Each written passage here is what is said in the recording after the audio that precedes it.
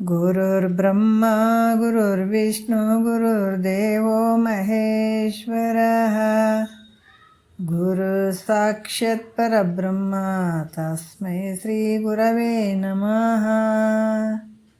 ಧ್ಯಾನ ಮೂಲ ಗುರು ಮೂರ್ತಿ ಪೂಜೆ ಮೂಲ ಗುರುಪಾದ ಮಂತ್ರ ಮೂಲ ಗುರು ವಾಕ್ಯ ಮುಕ್ತಿ ಮೂಲ ಗುರು ಕೃಪಃ. ಸ್ತೋತ್ರಿಯ ಬ್ರಹ್ಮನಿಷ್ಠ ಸದ್ಗುರು ಬಸವಾನಂದರ ಪಾದಕಮಲಗಳಿಗೂ ಅವರ ಪ್ರತಿರೂಪದಂಥ ನಿಜಗುಣಪ್ಪನವರ ಪಾದಕಮಲಗಳಿಗೂ ನನ್ನ ದೀರ್ಘದಂಡ ಪ್ರಣಾಮಗಳನ್ನು ಸಲ್ಲಿಸುತ್ತಾ, ಸದ್ಗುರು ಮಾರ್ತಾಂಡ ಸಾಬಾಯಿ ಸದ್ಗುರುಗಳ ಪಾದಕಮಲಗಳಿಗೂ ಹಾಗೂ ರಾಯಪ್ಪ ಸದ್ಗುರುಗಳ ಪಾದಕಮಲಗಳಿಗೂ ನನ್ನ ದೀರ್ಘದಂಡ ಪ್ರಣಾಮಗಳನ್ನು ಸಲ್ಲಿಸುತ್ತಾ, ಗುರು ಸ್ವರೂಪರಾದಂಥ ನನ್ನ ಪತಿದೇವಿಗೂ ಕೂಡ ನನ್ನ ದೀರ್ಘದಂಡ ಪ್ರಣಾಮಗಳನ್ನು ಸಲ್ಲಿಸುತ್ತಾ, ಎಲ್ಲ ಮಹಾತ್ಮರ ಪಾದಕಮಲಗಳಿಗೂ ನನ್ನ ದೀರ್ಘದಂಡ ಪ್ರಣಾಮಗಳನ್ನು ಸಲ್ಲಿಸುತ್ತಾ, ತಮ್ಮೆಲ್ಲರಿಗೂ ವಂದಿಸುತ್ತಾ, ಇವತ್ತಿನ ನಾವು ಎಲ್ಲಿಗೆ ಹೋಗ್ತಾ ಇದ್ದೀವಿ, ಕೈವಲ್ಯ ಪದ್ಧತಿ ನಿಜಗುಂಡ್ರು ಕರ್ಕೊಂಡು ಹೋಗ್ತಾ ಇದ್ದಾರಲ್ಲ ನಮ್ಮೆಲ್ಲರಿಗೆ. ಇವಾಗ ನಾವು ಎಲ್ಲಿ ಬಂದಿದ್ದೀವಿ, ನೀತಿ ಕ್ರಿಯಾಚರ್ಯ ಸ್ಥಳಕ್ಕೆ ಬಂದಿದ್ದೀವಿ. ನಿನ್ನೆ ಭಾಳಷ್ಟು ವಿಚಾರಗಳನ್ನು ತಿಳಿಸಿದರು. ನೀತಿ ಕ್ರಿಯಾಚರ್ಯ ಅಂತ 3 ಅರ್ಥಗಳನ್ನು ಕೊಡುವಂಥದ್ದು, 3 ಶಬ್ದಗಳು. ಯಾಕಂತಂದ್ರೆ ಇಲ್ಲಿ ನೀತಿಯಿಂದ ನಡ್ಕೊಳ್ಳುವಂಥದ್ದು, ಯಾರ ಜೊತೆ ಹೆಂಗಿರಬೇಕು, ಯಾರ ಜೊತೆ ಲೋಕದ ಜನರ ಜೊತೆ ಹೆಂಗಿರಬೇಕು, ಮತ್ತು ರಾಜನ ಜೊತೆ ಹೆಂಗಿರ್ಬೇಕು, ಅಧಿಕಾರಿಗಳ ಜೊತೆ ಹೆಂಗಿರ್ಬೇಕು, ಮಕ್ಕಳ ಜೊತೆ ಹೆಂಗಿರಬೇಕು, ಎಲ್ಲರ ಜೊತೆ ಹೆಂಗೆ ನಡ್ಕೊಳ್ಬೇಕು ಜಗತ್ತಿನೊಳಗೆ ಅನ್ನುವಂಥದ್ದು, ನೀತಿಯಿಂದ ವರ್ತಿಸುವಂಥದ್ದು ನೀತಿ ಅಂತ ಹೇಳಿಸ್ಕೊಳ್ತದೆ. ಕ್ರಿಯಾ ಅಂದ್ರೆ ನೀತಿ ಯಾವ ರೀತಿಯಿಂದ ಹೇಳ್ತದೆ ಆ ರೀತಿಯಲ್ಲಿ ನಡ್ಕೊಳ್ಳುವಂಥದ್ದು ಕ್ರಿಯಾ ಅಂತ ಅನಿಸ್ಬೋದು. ಚರ್ಯ ಅಂತಂದ್ರೆ ಯಾವ ರೀತಿ ಆಚರಣೆ ಮಾಡ್ತಾನೆ ಅದೇ ಸ್ಥಳದಲ್ಲಿ ಅದೇ ಇದರಲ್ಲಿ ನಿಂತ್ಕೊಳ್ಳುವಂಥದ್ದು, ಅದಕ್ಕೆ ಚರ್ಯ ಅಂತ ಹೇಳಿದರು ಅಂತ ಹಲವಾರು ವಿಚಾರಗಳನ್ನು ಹೇಳಿದರು.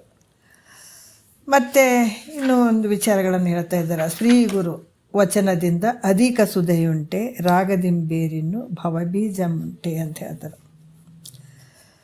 ಶ್ರೋತ್ರಿಯ ಬ್ರಹ್ಮನಿಷ್ಠ ಸದ್ಗುರು, ಸ್ತ್ರೀ ಅಂತಂದ್ರೆ ಶ್ರೋತ್ರಿಯ ಬ್ರಹ್ಮನಿಷ್ಠ ಸದ್ಗುರುಗಳಿಗೆ ಶ್ರೀ ಅಂತ ಹಚ್ಚಬೇಕು. ಆತನೇ ಶ್ರೋತ್ರಿಯ ಬ್ರಹ್ಮನಿಷ್ಠ ಸದ್ಗುರು. ಆತನಿಂದನೇ ಕೆಲಸ ಆಗ್ತದೆ. ಬೇರೆ ಎಲ್ಲರ ಹೋಗಿ ನಾವು ಅಂಥ ಒಂದು ಗುರುಗಳು ಪಾದಕ್ಕೆ ಶರಣಾಗತಿ ಆಗಿಬಿಟ್ರೆ ಅಲ್ಲಿ ಕೆಲಸ ಆಗಂಗಿಲ್ಲ. ಅದಕ್ಕೆ ಬಳ್ಳಿ ಗುರುಡರು ಕೂಡಿ ಹಳ್ಳವನ್ನು ಬಿದ್ದಂತೆ, ಒಳ್ಳೆ ಗುರುವಿನ ಉಪದೇಶವಿಲ್ಲದೆ ಎಲ್ಲಿಹುದು ಮುಕ್ತಿ ಸರ್ವಜ್ಞ ಅಂತ ಹೇಳಿಬಿಟ್ಟಿದ್ದಾರೆ ಅವರು.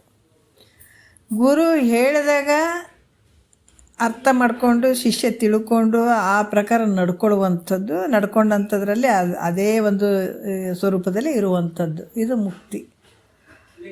ಮತ್ತು ಗುರು ಹೇಳದೇ ಇದ್ದಾಗ ಮುಕ್ತಿ ಆಗ್ತದೆ ಅನ್ನೋದ್ರೆ ಖಂಡಿತ ಆಗಂಗಿಲ್ಲ. ಅದಕ್ಕೆ ನೋಡಿ ಸದ್ಗುರುವಿನ ಸ್ವೀಕಾರ ಮಾಡಬೇಕು.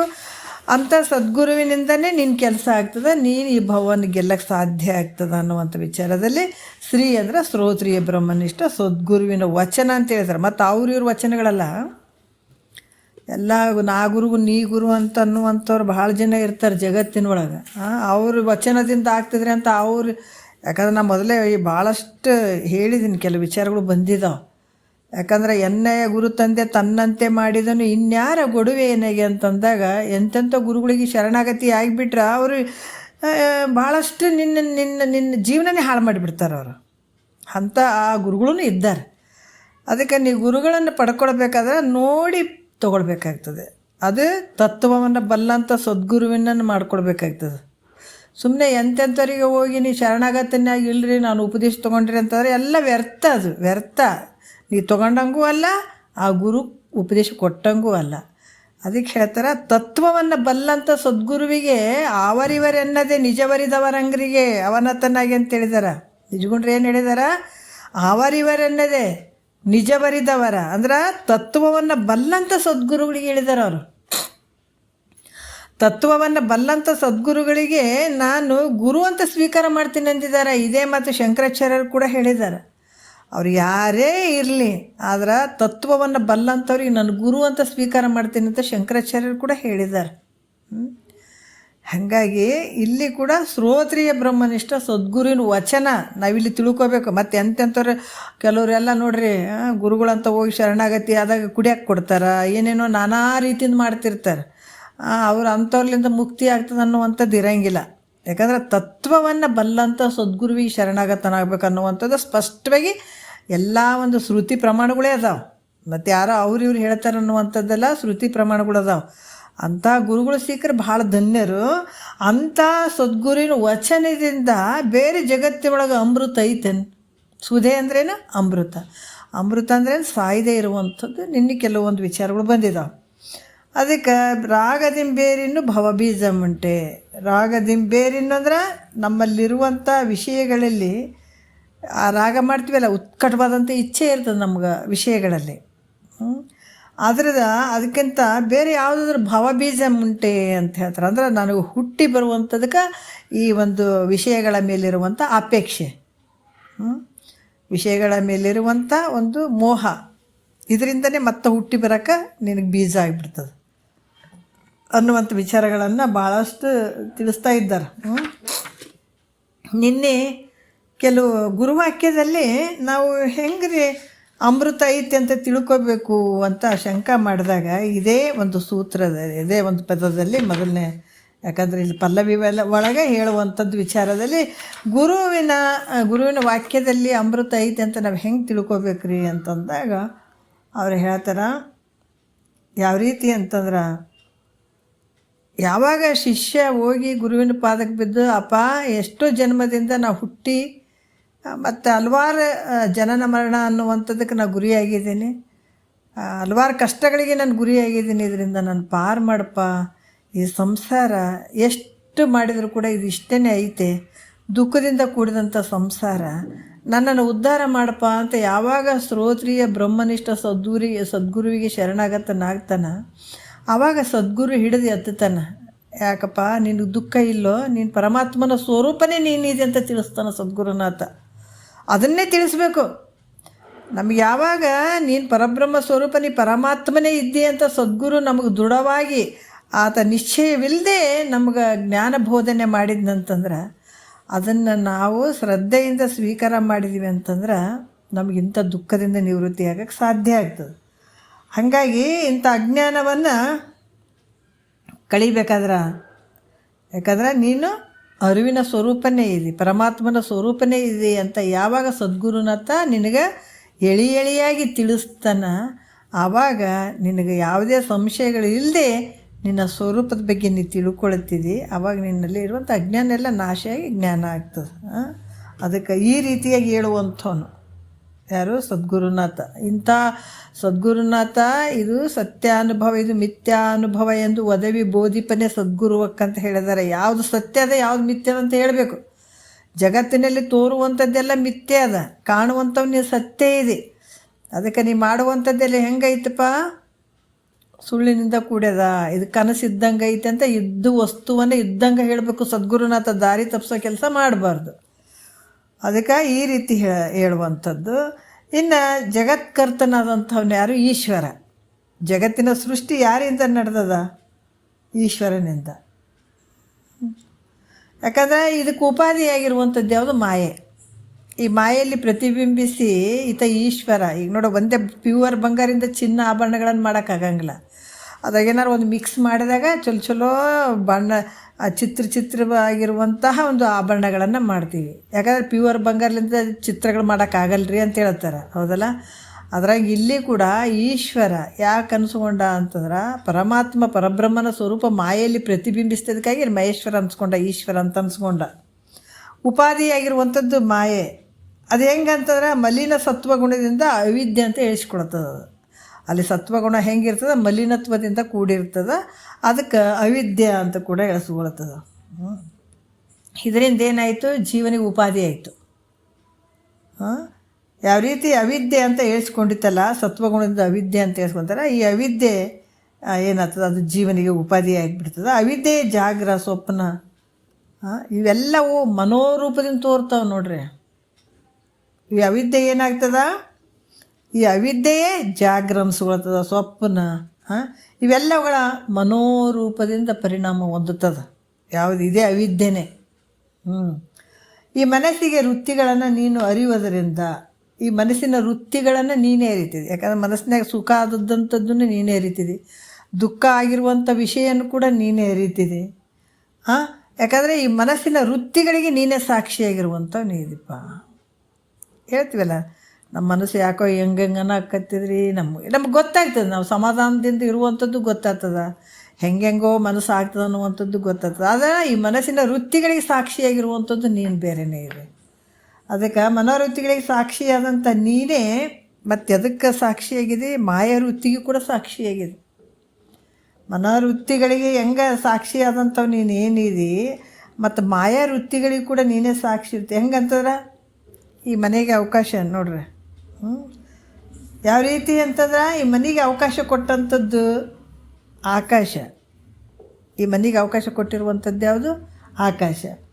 ಅದು ಹೆಂಗಂತಂದ್ರೆ ಬ್ರಹ್ಮಾಂಡಕ್ಕೆ ಹೆಂಗೆ ಅವಕಾಶ ಕೊಟ್ಟಿರ್ತದೋ, ಬ್ರಹ್ಮಾಂಡಕ್ಕೆ ಅವಕಾಶ ಕೊಟ್ಟದ್ದು ಇದು ಆಕಾಶ. ಅದೇ ರೀತಿ ಕೂಡ ಮನೋವೃತ್ತಿಗಳನ್ನು ಅರಿಯುವಂಥ ಚೇತನ ಏನೈತಲ್ಲ, ಮನಸ್ಸಿನ ಪ್ರತಿಯೊಂದು ವಿಚಾರಗಳನ್ನು ಅರಿಯುವಂಥ ಇದೇ ಚೇತನ ಮಾಯಾ ವೃತ್ತಿಗಳಿಗೂ ಕೂಡ ಅದು ಅರಿಯುವಂಥದ್ದು. ಅಂದರೆ ಅದಕ್ಕೆ ಸಾಕ್ಷಿ ಅಂತ ಹೇಳ್ತಾರೆ. ಮಾಯಾ ವೃತ್ತಿಗಳನ್ನು ಅರಿಯುವಂಥದ್ದು ಇದೇ ಚೇತನ ಏನಾಗ್ತದೆ, ಮಾಯಾ ವೃತ್ತಿಗಳನ್ನು ಕೂಡ ಅರಿತದೆ, ಮನಸ್ಸಿನ ವೃತ್ತಿಗಳನ್ನು ಕೂಡ ಅರಿತದೆ. ಅದರಿಂದ ನೀನು ಸಾಕ್ಷಿ ರೂಪವಾಗಿ ಮಾಯಾ ವೃತ್ತಿಗಳ ರೂಪದಿಂದನೂ ಅರಿತಿದ್ದಿ, ಮನಸ್ಸಿನ ವೃತ್ತಿಗಳನ್ನು ಅರಿಯುವಂತಿದೆ. ಎಲ್ಲವನ್ನ ಜಗತ್ತಿನ ಎಲ್ಲ ವಿಚಾರಗಳನ್ನು ನೀನು ತಿಳಿಯುವಂಥವನಿದೆ, ಅರಿಯುವಂಥವನಿದೆ. ಅದಕ್ಕೆ ನಿನಗೇನು ಹೇಳಿದ್ರು, ಸಾಕ್ಷಿಯ ಸ್ವರೂಪವಾಗಿರುವಂಥವು ನೀನು. ಅದಕ್ಕೆ ಇಲ್ಲಿ ಕೂಡ ಅದರಿಂದ ನಿನಗೆ ಹುಟ್ಟು ಐತೇನು, ಸಾಕ್ಷಿಗೆ ಸಾಕ್ಷಿ ಸ್ವರೂಪವಾಗಿರುವಂಥ ನಿನಗೆ ಇಲ್ಲಿ ಜನನವೂ ಇಲ್ಲ, ಮತ್ತು ಮರಣ ಇಲ್ಲ, ಬಂಧ ಇಲ್ಲ, ಮೋಕ್ಷ ಇಲ್ಲ, ಸುಖ ಇಲ್ಲ, ದುಃಖ ಇಲ್ಲ. ಹೌದಲ್ಲ? ನಾವು ಅಂದ್ಕೊಂಡಿವಿ ಏನು, ಜನನ ಐತೆ, ಮರಣ ಐತೆ, ನಾವು ಬಂದಕ್ಕೂ ಗುರಿಯಾಗಿದ್ದೀವಿ, ನಮಗೆ ಮೋಕ್ಷ ಆಗಬೇಕು, ಇದರಿಂದ ಬಿಡುಗಡೆ ಆಗ್ಬೇಕಂತ ಇಷ್ಟೆಲ್ಲ ಅಂದ್ಕೊಂಡು ಕುಂತಿದ್ದೀವಿ. ಮತ್ತು ಇಷ್ಟೆಲ್ಲ ಎಲ್ಲಿ ನಡೆದವ್ರಿ ಇವು? ನಿನ್ನ ಭ್ರಮೆಯಿಂದ. ನೋಡ್ರಿ, ಇವೆಲ್ಲ ನಡೆದಂಥವು ಎಲ್ಲಿ ಅಂದ್ರೆ ನಿನ್ನ ಭ್ರಮೆಯಿಂದನೇ ನಡೆದದ್ದು ಇದೆಲ್ಲನೂ. ಅದಕ್ಕೆ ಇಲ್ಲಿ ಹೇಳ್ತಾರೆ ಅವರು, ನಿನಗೆ ಹುಟ್ಟೂ ಇಲ್ಲ, ಸಾವೂ ಇಲ್ಲ, ಬಂಧನೂ ಇಲ್ಲ, ಮೋಕ್ಷನೂ ಇಲ್ಲ. ಯಾಕೆ ಹುಟ್ಟು ಸಾವಿಲ್ಲ ಅಂದಮೇಲೆ ಬಂಧ ಮೋಕ್ಷ ಯಾರಿಗೆ ಹೇಳ್ತೀರಿ? ಅರ್ಥ ಆಯ್ತಲ್ಲ? ಈಗ ಮನೆ ಐತೆ, ಹೌದಾ? ಮನೆ ಏನಾರು ಉತ್ಪನ್ನ ಆಗ್ಯದನ? ಇದು ಬೈಲು, ಮನೆ ಒಳಗೆ ಬೈಲು ಐತೆ, ಬೈಲು ಏನಾರು ಉತ್ಪನ್ನ ಆಗ್ಯದೇನು? ಮನೆ ಉತ್ಪನ್ನ ಆಗ್ಯದ, ಸುತ್ತ ಗೋಡೆಗಳು ಉತ್ಪನ್ನ ಆಗ್ಯದ. ಸುತ್ತ ಗೋಡೆಗಳಾದಾಗ ಇದು ಮನೆ ಅಂತ ಅನಿಸ್ಕೊಂತು. ಆದ್ರೆ ಉಪಾಧಿ ಇರುವಂಥ ಮನೆ ಇದು. ಮನೆ ಹುಟ್ಟ್ಯದ, ಇದು ಒಂದೊಂದು ಸಲ ನಾಶ ಆಗ್ತದೆ, ಸುತ್ತ ಗೋಡೆಗಳು ನಾಶ ಆಗ್ತದೆ. ಆದರೆ ಬೈಲು ನಾಶ ಆಗ್ತದೇನು? ಮೊದಲೇನಿತ್ತು? ಬೈಲೇ ಇತ್ತು. ಕಟ್ಟಿದ ಮೇಲೂ ಬೈಲೇ ಅದ, ಬಿದ್ದ ಮೇಲೂ ಬೈಲೇ ಅದ. ಅದಕ್ಕೇನಾರು ನಾಶ ಐತೇನೋ? ಇಲ್ಲಲ್ಲ. ಅದಕ್ಕೆ ಇದು ಹುಟ್ಟೂ ಹುಟ್ಟಿಲ್ಲ, ಇದಕ್ಕೆ ನಾಶನೂ ಇಲ್ಲ. ಈ ನಿನ್ನ ಸ್ವರೂಪ ಹೆಂಗದ? ಹುಟ್ಟೂ ಹುಟ್ಟಿಲ್ಲ, ನಿನಗೆ ನಾಶನಿಲ್ಲ.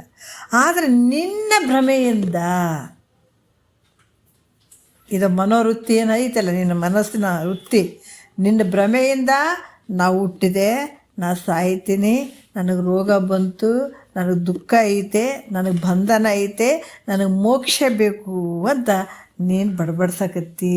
ಅದಕ್ಕೆ ವಿಚಾರ ಮಾಡಿ ನೋಡಿದ್ರೆ ಈ ಭ್ರಾಂತಿಯನ್ನೆಲ್ಲವನ್ನ ಬಿಟ್ಟು, ಅದಕ್ಕೆ ಹೇಳ್ತಾರೆ, ಏನು ಹುಚ್ಚಿಡ್ದದು ನಿನಗೆ ಅಂತಾರೆ ಮಹಾತ್ಮರು. ಹುಚ್ಚರು ಜಗತ್ತಿನ ತುಂಬ ಬರೀ ಹುಚ್ಚರ ತುಂಬ್ಯಾರ, ಮನೆಗೆ ತುಂಬ್ಯಾರ ಹುಚ್ಚರು.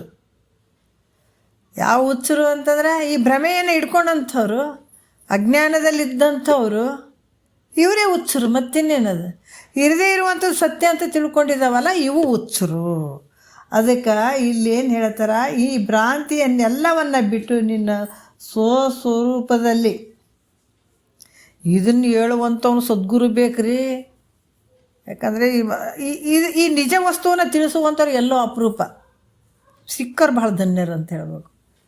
ಹೌದಲ್ಲ? ನಿನ್ನ ಸ್ವರೂಪದ ಜ್ಞಾನವನ್ನು ಮಾಡಿಸುವಂಥ ಸದ್ಗುರು ಎಲ್ಲೋ ಅಪರೂಪ ಇರ್ತಾನದ. ನಿನ್ನ ಪುಣ್ಯದ ಫಲದಿಂದ ಸಿಕ್ಕರೆ ನೀನು ಧನ್ಯನೇ ಆಗ್ತಿ. ಅದಕ್ಕೆ ಹೇಳ್ತಾರೆ, ನಿನ್ನ ಭ್ರಾಂತಿಯನ್ನು ಬಿಡಿಸುವಂಥ ತಾಕತ್ತಿದ್ದು ಗುರು ಸಿಗಬೇಕಲ್ಲ. ಅದಕ್ಕೆ ಈ ಭ್ರಾಂತಿಯನ್ನೆಲ್ಲ ಬಿಟ್ಟು ನಿನ್ನ ಸ್ವಸ್ವರೂಪದಲ್ಲಿ ನಿಲ್ಲು ಅಂತ ಹೇಳುವಂಥವನು. ನಿನ್ನ ಸ್ವಸ್ವರೂಪ ಇದೆಲ್ಲ ಭ್ರಾಂತಿ ಐತೆ, ನಿನಗೆ ಹುಟ್ಟಿಲ್ಲ, ಸಾವಿಲ್ಲ, ಇದೆಲ್ಲ ಭ್ರಮೆದಿಂದ ಕೂಡೋದು ನಿನಗೆ. ಜಾಗ್ರ, ಸ್ವಪ್ನ, ಸುಸುಪ್ತಿ ಒಂದಲ್ಲ ಎರಡು ಅಲ್ಲಪ್ಪ ನಿನಗೆ. ಅದಕ್ಕೆ ಯಾಕೆ ಮಾಡುತ್ತಿದ್ದಿ ಒಣ ಚಿಂತಿ, ನಿನಗೆ ಬಡ್ಕೊಂಡೈತೆ ಒಣ ಭ್ರಾಂತಿ ಅಂತ ಹೇಳ್ತಾರೆ. ಯಾಕೆ ಮಾಡುತ್ತಿದ್ದಿ ಒಣ ಚಿಂತಿ, ಕಡ್ಕೊಂಡು ಯಡಿಯೂರಪ್ಪ ಅವರು ಹೇಳ್ತಾರೆ. ಭಾಳ ಮಹಾತ್ಮರು ನೋಡ್ರಿ ಇಂಥ ತತ್ವವನ್ನು ತಿಳ್ಕೊಂಡ್ರು ಕುಣಿತು ತತ್ವಗಳನ್ನು ಬರೆದ್ರು, ವಚನಗಳನ್ನು ಬರೆದ್ರು. ಯಾಕೆ ಮಾಡುತ್ತಿದ್ದಿ ಒಣ ಚಿಂತಿ, ನಿನಗೆ ಬಡ್ಕೊಂಡೈತೆ ಒಣ ಭ್ರಾಂತಿ ಅಂತ ಹೇಳ್ತಾರೆ. ಯಾಕೆ ಮಾಡುತ್ತಿದ್ದಿ ಬಲು ಚಿಂತಿ, ನಿನಗೆ ಬಡ್ಕೊಂಡೈತೆ ಒಣ ಭ್ರಾಂತಿ ಒಂದು ತತ್ವ ಪದದಲ್ಲಿ ಹೇಳ್ತಾರೆ. ಹಾಗಾಗಿ ಇಲ್ಲಿ ಕೂಡ ನೋಡಪ್ಪ, ನಿನಗೆ ಇದೆಲ್ಲ ಭ್ರಾಂತಿಯಿಂದ ಕೂಡೋದು, ನಿನಗೆ ಹುಟ್ಟಿಲ್ಲ, ಸಾವಿಲ್ಲ, ನಿನಗೆ ದುಃಖನೇ ಇಲ್ಲ, ನೀ ಆನಂದ ಪುರುಷನಿರ್ತಿ ಅಂತೇಳಿ ಗುರು ಹೆಂಗಂದ್ರೆ ಉಪದೇಶ ಮಾಡುವಂಥವನಾಗಬೇಕು. ಮಾಡಿದಾಗ ಈ ಉಪದೇಶದ ವಾಕ್ಯವನ್ನು ಕೇಳಿ, ಯಾಕಂದ್ರೆ ಇದನ್ನು ಸದ್ಗುರುನಾಥ ಏನು ಮಾಡ್ತಾನೆ, ಇಂಥ ಉಪದೇಶವನ್ನು ಮಾಡಿ ಅಂಥ ಶಿಷ್ಯನಿಗೆ ಈ ದುಃಖದಿಂದ ಬಿಡುಗಡೆ ಮಾಡ್ತಾನೆ. ಎಂಥ ದುಃಖ? ಜನನ ಮರಣ ದುಃಖದಿಂದ, ಈ ಜನನ ಮರಣ ಸಂಸಾರದ ದುಃಖದಿಂದ ಬಿಡುಗಡೆ ಮಾಡುವಂಥವನಾಗಿರ್ತಾನೆ, ಮುಕ್ತನನ್ನಾಗಿ ಮಾಡ್ತಾನೆ ಸದ್ಗುರುನಾಥ. ಅಂಥ ಸದ್ಗುರು ಯಾರದಾರ, ಆತ ಅಂಥತನ ವಚನ ಅಂತ ಹೇಳ್ಯಾರ ಅವರು. ಸುಮ್ಮನೆ ಎಂತೆಂಥವ್ರು ವಚನ ಅಲ್ಲ ಅದು. ಜಗತ್ತಿನಾಗ ಭಾಳ ತುಂಬ ಗುರುಗಳು ಅದಾರ, ಎಲ್ಲ ಕಡೆ ಹೆಂಗೆ ಅದಾರ ಅಂತಂದ್ರೆ ಭಾಳಷ್ಟು ಗುರುಗಳು ಅಂತಾರೆ. ನಾವು ಗುರುಗಳನ್ನು ನೋಡಬೇಕು, ಅವರಿಂದ ನಮಗೆ ಕೆಲಸ ಆಗ್ತದೆ ಇಲ್ಲ ನೋಡಬೇಕು, ನಾವು ಉದ್ಧಾರ ಆಗ್ತೀವಿ ಇಲ್ಲ ಅಂತ ನೋಡಬೇಕು. ಇದು ಮಹಾತ್ಮರು ಹೇಳೋದಂಥ ವಾಕ್ಯಗಳು, ಮತ್ತು ನಾನು ಹೇಳುವಂಥದ್ದಲ್ಲ, ಪ್ರಮಾಣಗಳು ಕೂಡ ಅದಾವ. ಎಂಥ ಸದ್ಗುರು ಇರಬೇಕಂದ್ರೆ ಅದಕ್ಕೆ ಲಕ್ಷಣಗಳು ಅದಾವೆ, ಹಿಂಗೆ ಇರ್ಬೇಕು ಅನ್ನೋದು ಇರ್ತದೆ ಅದಕ್ಕೆ. ಅಂಥ ಸದ್ಗುರು ವಾಕ್ಯ ಏನಾದರೂ ಕೇಳಿದಾಗ ಧನ್ಯ ಆಗ್ತಾನೆ. ಆತ ಬಿಡಿಸ್ಬೇಕು. ನಿನಗೆ ಭ್ರಾಂತಿ ಏನು ಬಡ್ಕೊಂಡದಲ್ಲ, ಆ ಭ್ರಾಂತಿಯನ್ನು ಬಿಡಿಸಿ ನಿನ್ನ ಸ್ವಸ್ವರೂಪದ ಜ್ಞಾನವನ್ನು ಮಾಡಿಸುವಂಥ ಸದ್ಗುರು ಯಾರಿರ್ತಾರ, ಆತನ ವಚನದಿಂದ ನಿನ್ನ ಕೆಲಸ ಆಗ್ತದೆ. ಅಂಥತನ ವಚನದಿಂದ ನಿನಗೆ ಅಮೃತ ಆಗ್ತದೆ. ಅದಕ್ಕೆ ಇಂಥ ಅಮೃತ ಪಾನ ಮಾಡಿಸ್ತಾನತ್ತ ಯಾರೋ ಸದ್ಗುರುನಾಥ. ಅಂಥ ಸದ್ಗುರುವಿಗೆ ಶರಣಾಗತನಾದಾಗ ಆತ ನಿನಗೆ ಅಮೃತ ಪಾನ ಮಾಡಿಸ್ತಾನೆ. ನಿನಗೆ ಜನನ ಮರಣ ಪದೇ ಪದೇ ಹುಟ್ಟುವಂಥದ್ದು, ಸಾಯುವಂಥದ್ದು, ಇವೆಲ್ಲವುಗಳಿಂದ ಬಿಡುಗಡೆ ಹೊಂದುತ್ತಿದೆ. ಅಂಥ ಸದ್ಗುರುವಿನ ವಾಕ್ಯದಿಂದ ಇಂಥ ದುಃಖ ನಿವೃತ್ತಿ ಆಗ್ತದೆ. ಸುಮ್ಮನೆ ಎಲ್ಲ ಗುರುಗಳು ನಾ ಗುರು ನೀ ಗುರು ಅಂದ್ರೆ ಇದಾಗಲಾರ್ದು ಮಾತಪ್ಪ ಅಂತ ಅವರು ಹೇಳ್ತಾರೆ, ನಿಜಗುಂಡ್ರು ಹೇಳ್ದಂಥ ವಾಕ್ಯಗಳು. ಮತ್ತು ಅಂಥ ಗುರುವಿನ ವಚನವೇ ಅಮೃತ ಅಂತ ಹೇಳ್ತಾರೆ. ನೀನು ಅಜ್ಞಾನವನ್ನು ಬಿಡಿಸ್ಬೇಕತ್ತ. ಮತ್ತು ರಾಗದಿಂ ಬೇರಿನ್ನು ಭವಬೀಜ ಮುಂಟೆ. ರಾಗದಿಂ ಅಂದ್ರೆ ನಿನ್ನಲ್ಲಿರುವಂಥ ಒಂದು ಪ್ರೀತಿ ಅನ್ನುವಂಥದ್ದು, ಪ್ರೇಮ ಅನ್ನುವಂಥದ್ದು, ಮೋಹ ಅನ್ನುವಂಥದ್ದು, ಇವು ರಾಗದಿಂ. ವಿಷಯಗಳಲ್ಲಿ ಏನು ಇರುವಂಥ ಮನಸ್ಸನ್ನು ಬಿಡದೇ ಇರ್ತಕ್ಕಂಥ ಪ್ರೇಮ ಮಾಡುವಂಥದ್ದು, ವಿಷಯಗಳಲ್ಲಿ ಭಾಳಷ್ಟು ಮೋಹವನ್ನು ಇಟ್ಕೊಳ್ಳೋದು, ಪ್ರೇಮ ಮಾಡುವಂಥದ್ದು. ಮತ್ತು ಇದು ಬೇರೆ ಯಾವುದಾದ್ರೂ ಜನ್ಮಕ್ಕೆ ಕಾರಣವಾದದ್ದು ಐತೇನೋ ಅಂದರೆ ಇಲ್ಲ. ಯಾಕಂದರೆ ವಿಷಯಗಳ ಮೇಲೆ ಇಟ್ಟಂಥ ಭಾವ ಮೋಹ ಮತ್ತೆ ನಿನ್ನನ್ನು ಪುನಃ ಹುಟ್ಟುವಂಗೆ ಮಾಡ್ತದೆ. ಇದಕ್ಕೆ ಬೀಜ. ಯಾಕಂದ್ರೆ ಜಗತ್ತಿನೊಳಗೆ ಪ್ರತಿಯೊಬ್ಬರು ಯಾವುದರ ಆಸೆ ಮಾಡ್ತಾರೆ? ಸುಖದ ಅಪೇಕ್ಷೆನೇ ಮಾಡ್ತಾರಲ್ಲ. ಅದರಂತೆ ಅಥವಾ ಸುಖವನ್ನು ಪಡ್ಕೊಳ್ಬೇಕನ್ನುವಂಥ ಒಂದು ಭಾವದಲ್ಲೇ ಪ್ರಯತ್ನ ಮಾಡ್ತಾನೆ. ಆದ್ರೆ ಇಚ್ಛಿತವಾದಂಥ ವಸ್ತು ಸಿಗ್ತದೆ, ಇಚ್ಛಿತವಾದಂಥದ್ದು ಆತನ ಮನಸ್ಸಿನ ಸ್ಥಿತಿಯನ್ನು ಈಡೇರ್ತದೆ ಅಂದರೆ ಈಡೇರಂಗಿಲ್ಲ. ಅದು ಆಸೆಯನ್ನು ಪೂರೈಸ್ಬೇಕಂತ ಭಾಳಷ್ಟು ಎಲ್ಲರೂ ಶ್ರೀಮಂತರಾಗ್ಬೇಕಂತ ಆಸೆ ಇರ್ತದೆ, ಎಲ್ಲರೂ ಆಗ್ತೀವಿ ಅನ್ನೋದ್ರೆ ಆಗಂಗಿಲ್ಲ.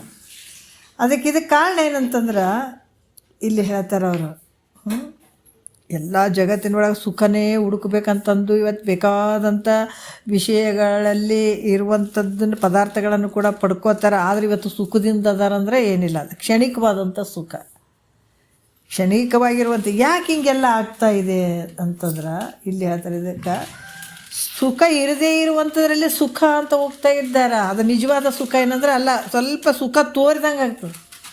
ಹೆಂಗೆ ತೋರಿದಂಗೆ ಆಗ್ತದೆ? ಈ ಗಿಡಗಳು ಭಾಳ ಇರ್ತಾವೆ, ಎಲೆಗಳು ಹಿಂಗೆ ಬಿಸಿಲು ಇರ್ತದೆ, ಮ್ಯಾಲೆ ಸೂರ್ಯ ಇರ್ತಾನೆ, ಹೌದಿಲ್ಲ? ಸೂರ್ಯ ಇದ್ದಾಗ ಆ ಗಿಡದ ಮೇಲೆ ಸೂರ್ಯ ಹಿಂಗೆ ಬಿಸಿಲು ಬಿದ್ದಿರ್ತದೆ, ಕೆಳಗಡೆ ನಾವು ಗಿಡದ ಕೆಳಗಡೆ ಕೂತಿರ್ತೀವಿ. ಆ ಎಲೆ ಹಿಂಗೆ ಅಲುಗಾಡ್ದಂಗೆಲ್ಲ ನಮಗೆ ಬಿಸಿಲು ಕಾಣಿಸ್ತದೆ ಎಲ್ಲಿ ಆ ನೆರಳಲ್ಲಿ. ಆದ್ರೆ ಅದು ಅಷ್ಟೇ ಆದೇನಂದ್ರೆ ಇಲ್ಲ, ಯಾವಾಗ ಗಾಳಿ ಬೀಸ್ದಾಗ ಹಿಂಗೆ ಆದಾಗ ಬಿಸಿಲು ಕಂಡಂಗತ್ತೆ ಮತ್ತು ಅದೇ ಪ್ರಕಾರ ಏನು ಮುಚ್ಕೊಂಡ್ಬಿಡ್ತದೆ. ಅದೇ ರೀತಿ ವಿಷಯಾದಿಗಳು ಕೂಡ ಶಾಶ್ವತವಾದಂಥ ಆನಂದ ಕೊಡದೇ ಇರುವಂಥದ್ದು, ಸುಖ ಕೊಡದೇ ಇರುವಂಥದ್ದು. ಅದು ತೋರಿದಂಗೆ ಆಗ್ತದೆ ಮತ್ತು ಮಾಯ ಆಗ್ತದೆ, ಮತ್ತು ಅದು ಹೋಗ್ಬಿಡ್ತದೆ. ಅದಕ್ಕೆ ನಿಜವಾದ ಸುಖ ಐತೇನಂದ್ರೆ ಅಲ್ಲ. ಅದು ನಾವೇನು ಮಾಡಿದ್ದೀವಿ, ಆ ಥರ ಈ ತೋರಿ ಅಡಗುವಂಥ ಸುಖನೇ ಸತ್ಯ ಅಂತ ಅನ್ನುವಂಥದಕ್ಕಾಗಿ ಅದ್ರ ಬೆನ್ನು ಬಿದ್ದದಕ್ಕಾಗಿ ನಮಗೆ ದುಃಖ ತಪ್ಪುತ್ತಾ ಇಲ್ಲ. ಅದಕ್ಕೆ ಮಹಾತ್ಮರು ಹೇಳ್ತಾರೆ ಯಾವ ರೀತಿ ಅಂತಂದ್ರೆ, ಈ ವಿಷಯಗಳಲ್ಲಿ ಸುಖವನ್ನು ಹುಡುಕಿ, ವಿಷಯಗಳಲ್ಲಿ ಏನಂದ್ರೆ ಸುಖ ಐತಿ ಅಂತ ಬೆನ್ನು ಹತ್ತಿ ಹೋದ್ರೆ ಅದರಲ್ಲಿ ಸುಖ ಐತಿ ಏನಂತಂದ್ರೆ ಖಂಡಿತ ಇಲ್ಲ. ಯಾಕಂದ್ರೆ ವಿಚಾರ ಭಾಳ ಚೆನ್ನಾಗಿ ಹೇಳ್ತಾರೆ, ಇಲ್ಲರಿ ನಮಗೆ ಹೊಲ ಮನೆ ಆಸ್ತಿ ಎಲ್ಲ ಐತೆ, ದುಡ್ಡಿನಿಂದ ಮತ್ತು ರೊಕ್ಕ ಇದ್ರೇ ನಮಗೆ ಸುಖದಿಂದ ಇರೋಕ್ಕಾಗ್ತದೆ, ಅದು ಹೆಂಗೆ ಸುಖ ಇಲ್ಲ ಅಂತ ಹೇಳ್ತೀರಿ? ಅಥವಾ ವಿಷಯಗಳು ಇದ್ರೇ ನಮಗೆ ಸುಖದಿಂದ, ಶಬ್ದ ಸ್ಪರ್ಶ ರೂಪು ರಸಗಂಧ ಇವೆಲ್ಲವುಗಳಿದ್ರೇ ನಮಗೆ ಸುಖ ಅನ್ನಿಸ್ತದಲ್ಲ ನಮ್ಗೆ ಅಂತ ಕೆಲವರೆಲ್ಲ ಅಂತಾರೆ. ಅದಕ್ಕೆ ವಿಷಯಗಳಲ್ಲಿ ಸುಖವಾಗಿದ್ರೆ ಒಂದು ವಿಷಯ ಅದು ಸುಖ ಅನ್ನುವಂಥದ್ದು ಹೆಂಗಂತಂದ್ರೆ, ಒಂದು ವಸ್ತುವಿನಿಂದ ಸುಖ ಆಗ್ತಂದ್ರೆ ಅದು ಎಲ್ಲರಿಗೂ ಅದೇ ಸುಖನೇ ಇರಬೇಕು, ಅದೇ ವಸ್ತುವಿನಿಂದಲೇ ಸುಖ ಆಗಬೇಕು, ಅದು ನಿಜವಾದ ಸುಖ ಅಂತ ಹೇಳ್ತಾರೆ. ಅದು ಆದರೆ ಇಲ್ಲಿ ಹಂಗೆ ಐತೇನು ಅಂತಂದ್ರೆ ಹಾಗಿಲ್ಲ. ಯಾಕಂದ್ರೆ ಒಬ್ಬನಿಗೆ ಒಂದು ವಿಷಯ ಸುಖ ಕೊಟ್ಟರೆ ಇನ್ನೊಬ್ಬನಿಗೆ ಒಂದು ವಿಷಯ ದುಃಖ ಕೊಡ್ತದೆ. ಹೆಂಗಂತಂದ್ರೆ ಒಬ್ಬ ಸಾಹುಕಾರ ಉದಾಹರಣೆ ಹೇಳ್ತಾರೆ, ಯಾಕಂದರೆ ವಿಷಯಗಳಲ್ಲಿ ಸುಖ ಇಲ್ಲ ಅನ್ನೋದಕ್ಕಾಗಿ ಅವ್ರು ಹೇಳ್ತಾರೆ. ಒಬ್ಬ ಸಾಹುಕಾರ ಈ ಭೋಜನ ಸಮಾರಂಭವನ್ನು ಮಾಡಿದ್ದ, ಊಟಕ್ಕೆ ಹೇಳಿದ್ದ ಎಲ್ರಿಗೆ. ಆ ಸಮಯದಲ್ಲಿ ನಿಂಬೆ ಹಣ್ಣನ್ನು ಅದನ್ನು ಕೊಡಲಿಲ್ಲ ಅಂತ ಒಬ್ರು ಹೇಳ್ತಾರೆ, ನಿಂಬೆಹಣ್ಣು ಬೇಕಾಗಿತ್ತು ಅದು ಬಡಿಸಲಿಲ್ಲ ನಮಗೆ ಅಂತ. ಅದಕ್ಕೆ ಪ್ರತಿಯೊಬ್ಬರಿಗೆ ನಿಂಬೆಹಣ್ಣು ಆತ ಏನು ಮಾಡ್ದ, ಕೊಡ್ತಾ ಹೋದ. ಆಗ ಒಬ್ಬ ಏನು ಹೇಳ್ತಾನೆ ಅದ್ರಾಗ, ನಿಂಬೆಹಣ್ಣಿನಿಂದ ನನಗೆ ಎಲ್ಲ ನಮ್ಗೆ ಚಲೋ ಆಗ್ತದ್ರೆ ನಿಂಬೆಹಣ್ಣು ಕೊಟ್ಟರೆ ಚಲೋ ಆಗ್ತದೆ ಅಂತ ಕೆಲವರು ಅಂದರು. ಆಮೇಲೆ ಎಲ್ಲರಿಗೆ ನಿಂಬೆಹಣ್ಣು ಕೊಟ್ಕೊತ ಹೋದತ್ತ ಕಟ್ ಮಾಡಿ. ಆಗ ಒಬ್ಬ ಸ್ವಾಮಿ ಹೇಳ್ತಾನೆ, ನನಗೆ ನಿಂಬೆಹಣ್ಣನ್ನು ಬಡಿಸ್ಬೇಡ್ರಿ ಅಂತ ಹೇಳ್ತಾನೆ. ಯಾಕಂದ್ರೆ ಒಬ್ರಿಗೆ ಇಷ್ಟ ಆಯಿತು, ಒಬ್ಬರಿಗೆ ಅದು ಬೇಡ ಅನ್ನಿಸ್ತು. ನಿಂಬೆಹಣ್ಣು ನನಗೆ ಆಗೋದಿಲ್ಲ ಅಂತ ಹೇಳಿದತ್ತ. ಕೆಲವ್ರಿಗೆ ನಿಂಬೆಹಣ್ಣು ಆಗ್ತದೆ, ಅವ್ರು ತೊಗೊಂಡ್ರು. ಆತ ಏನು ಮಾಡಿದ, ನಾನು ನಿಂಬೆಹಣ್ಣು ಆಗಲ್ರಿ ನನಗೆ ಬೇಡ ಅಂತ.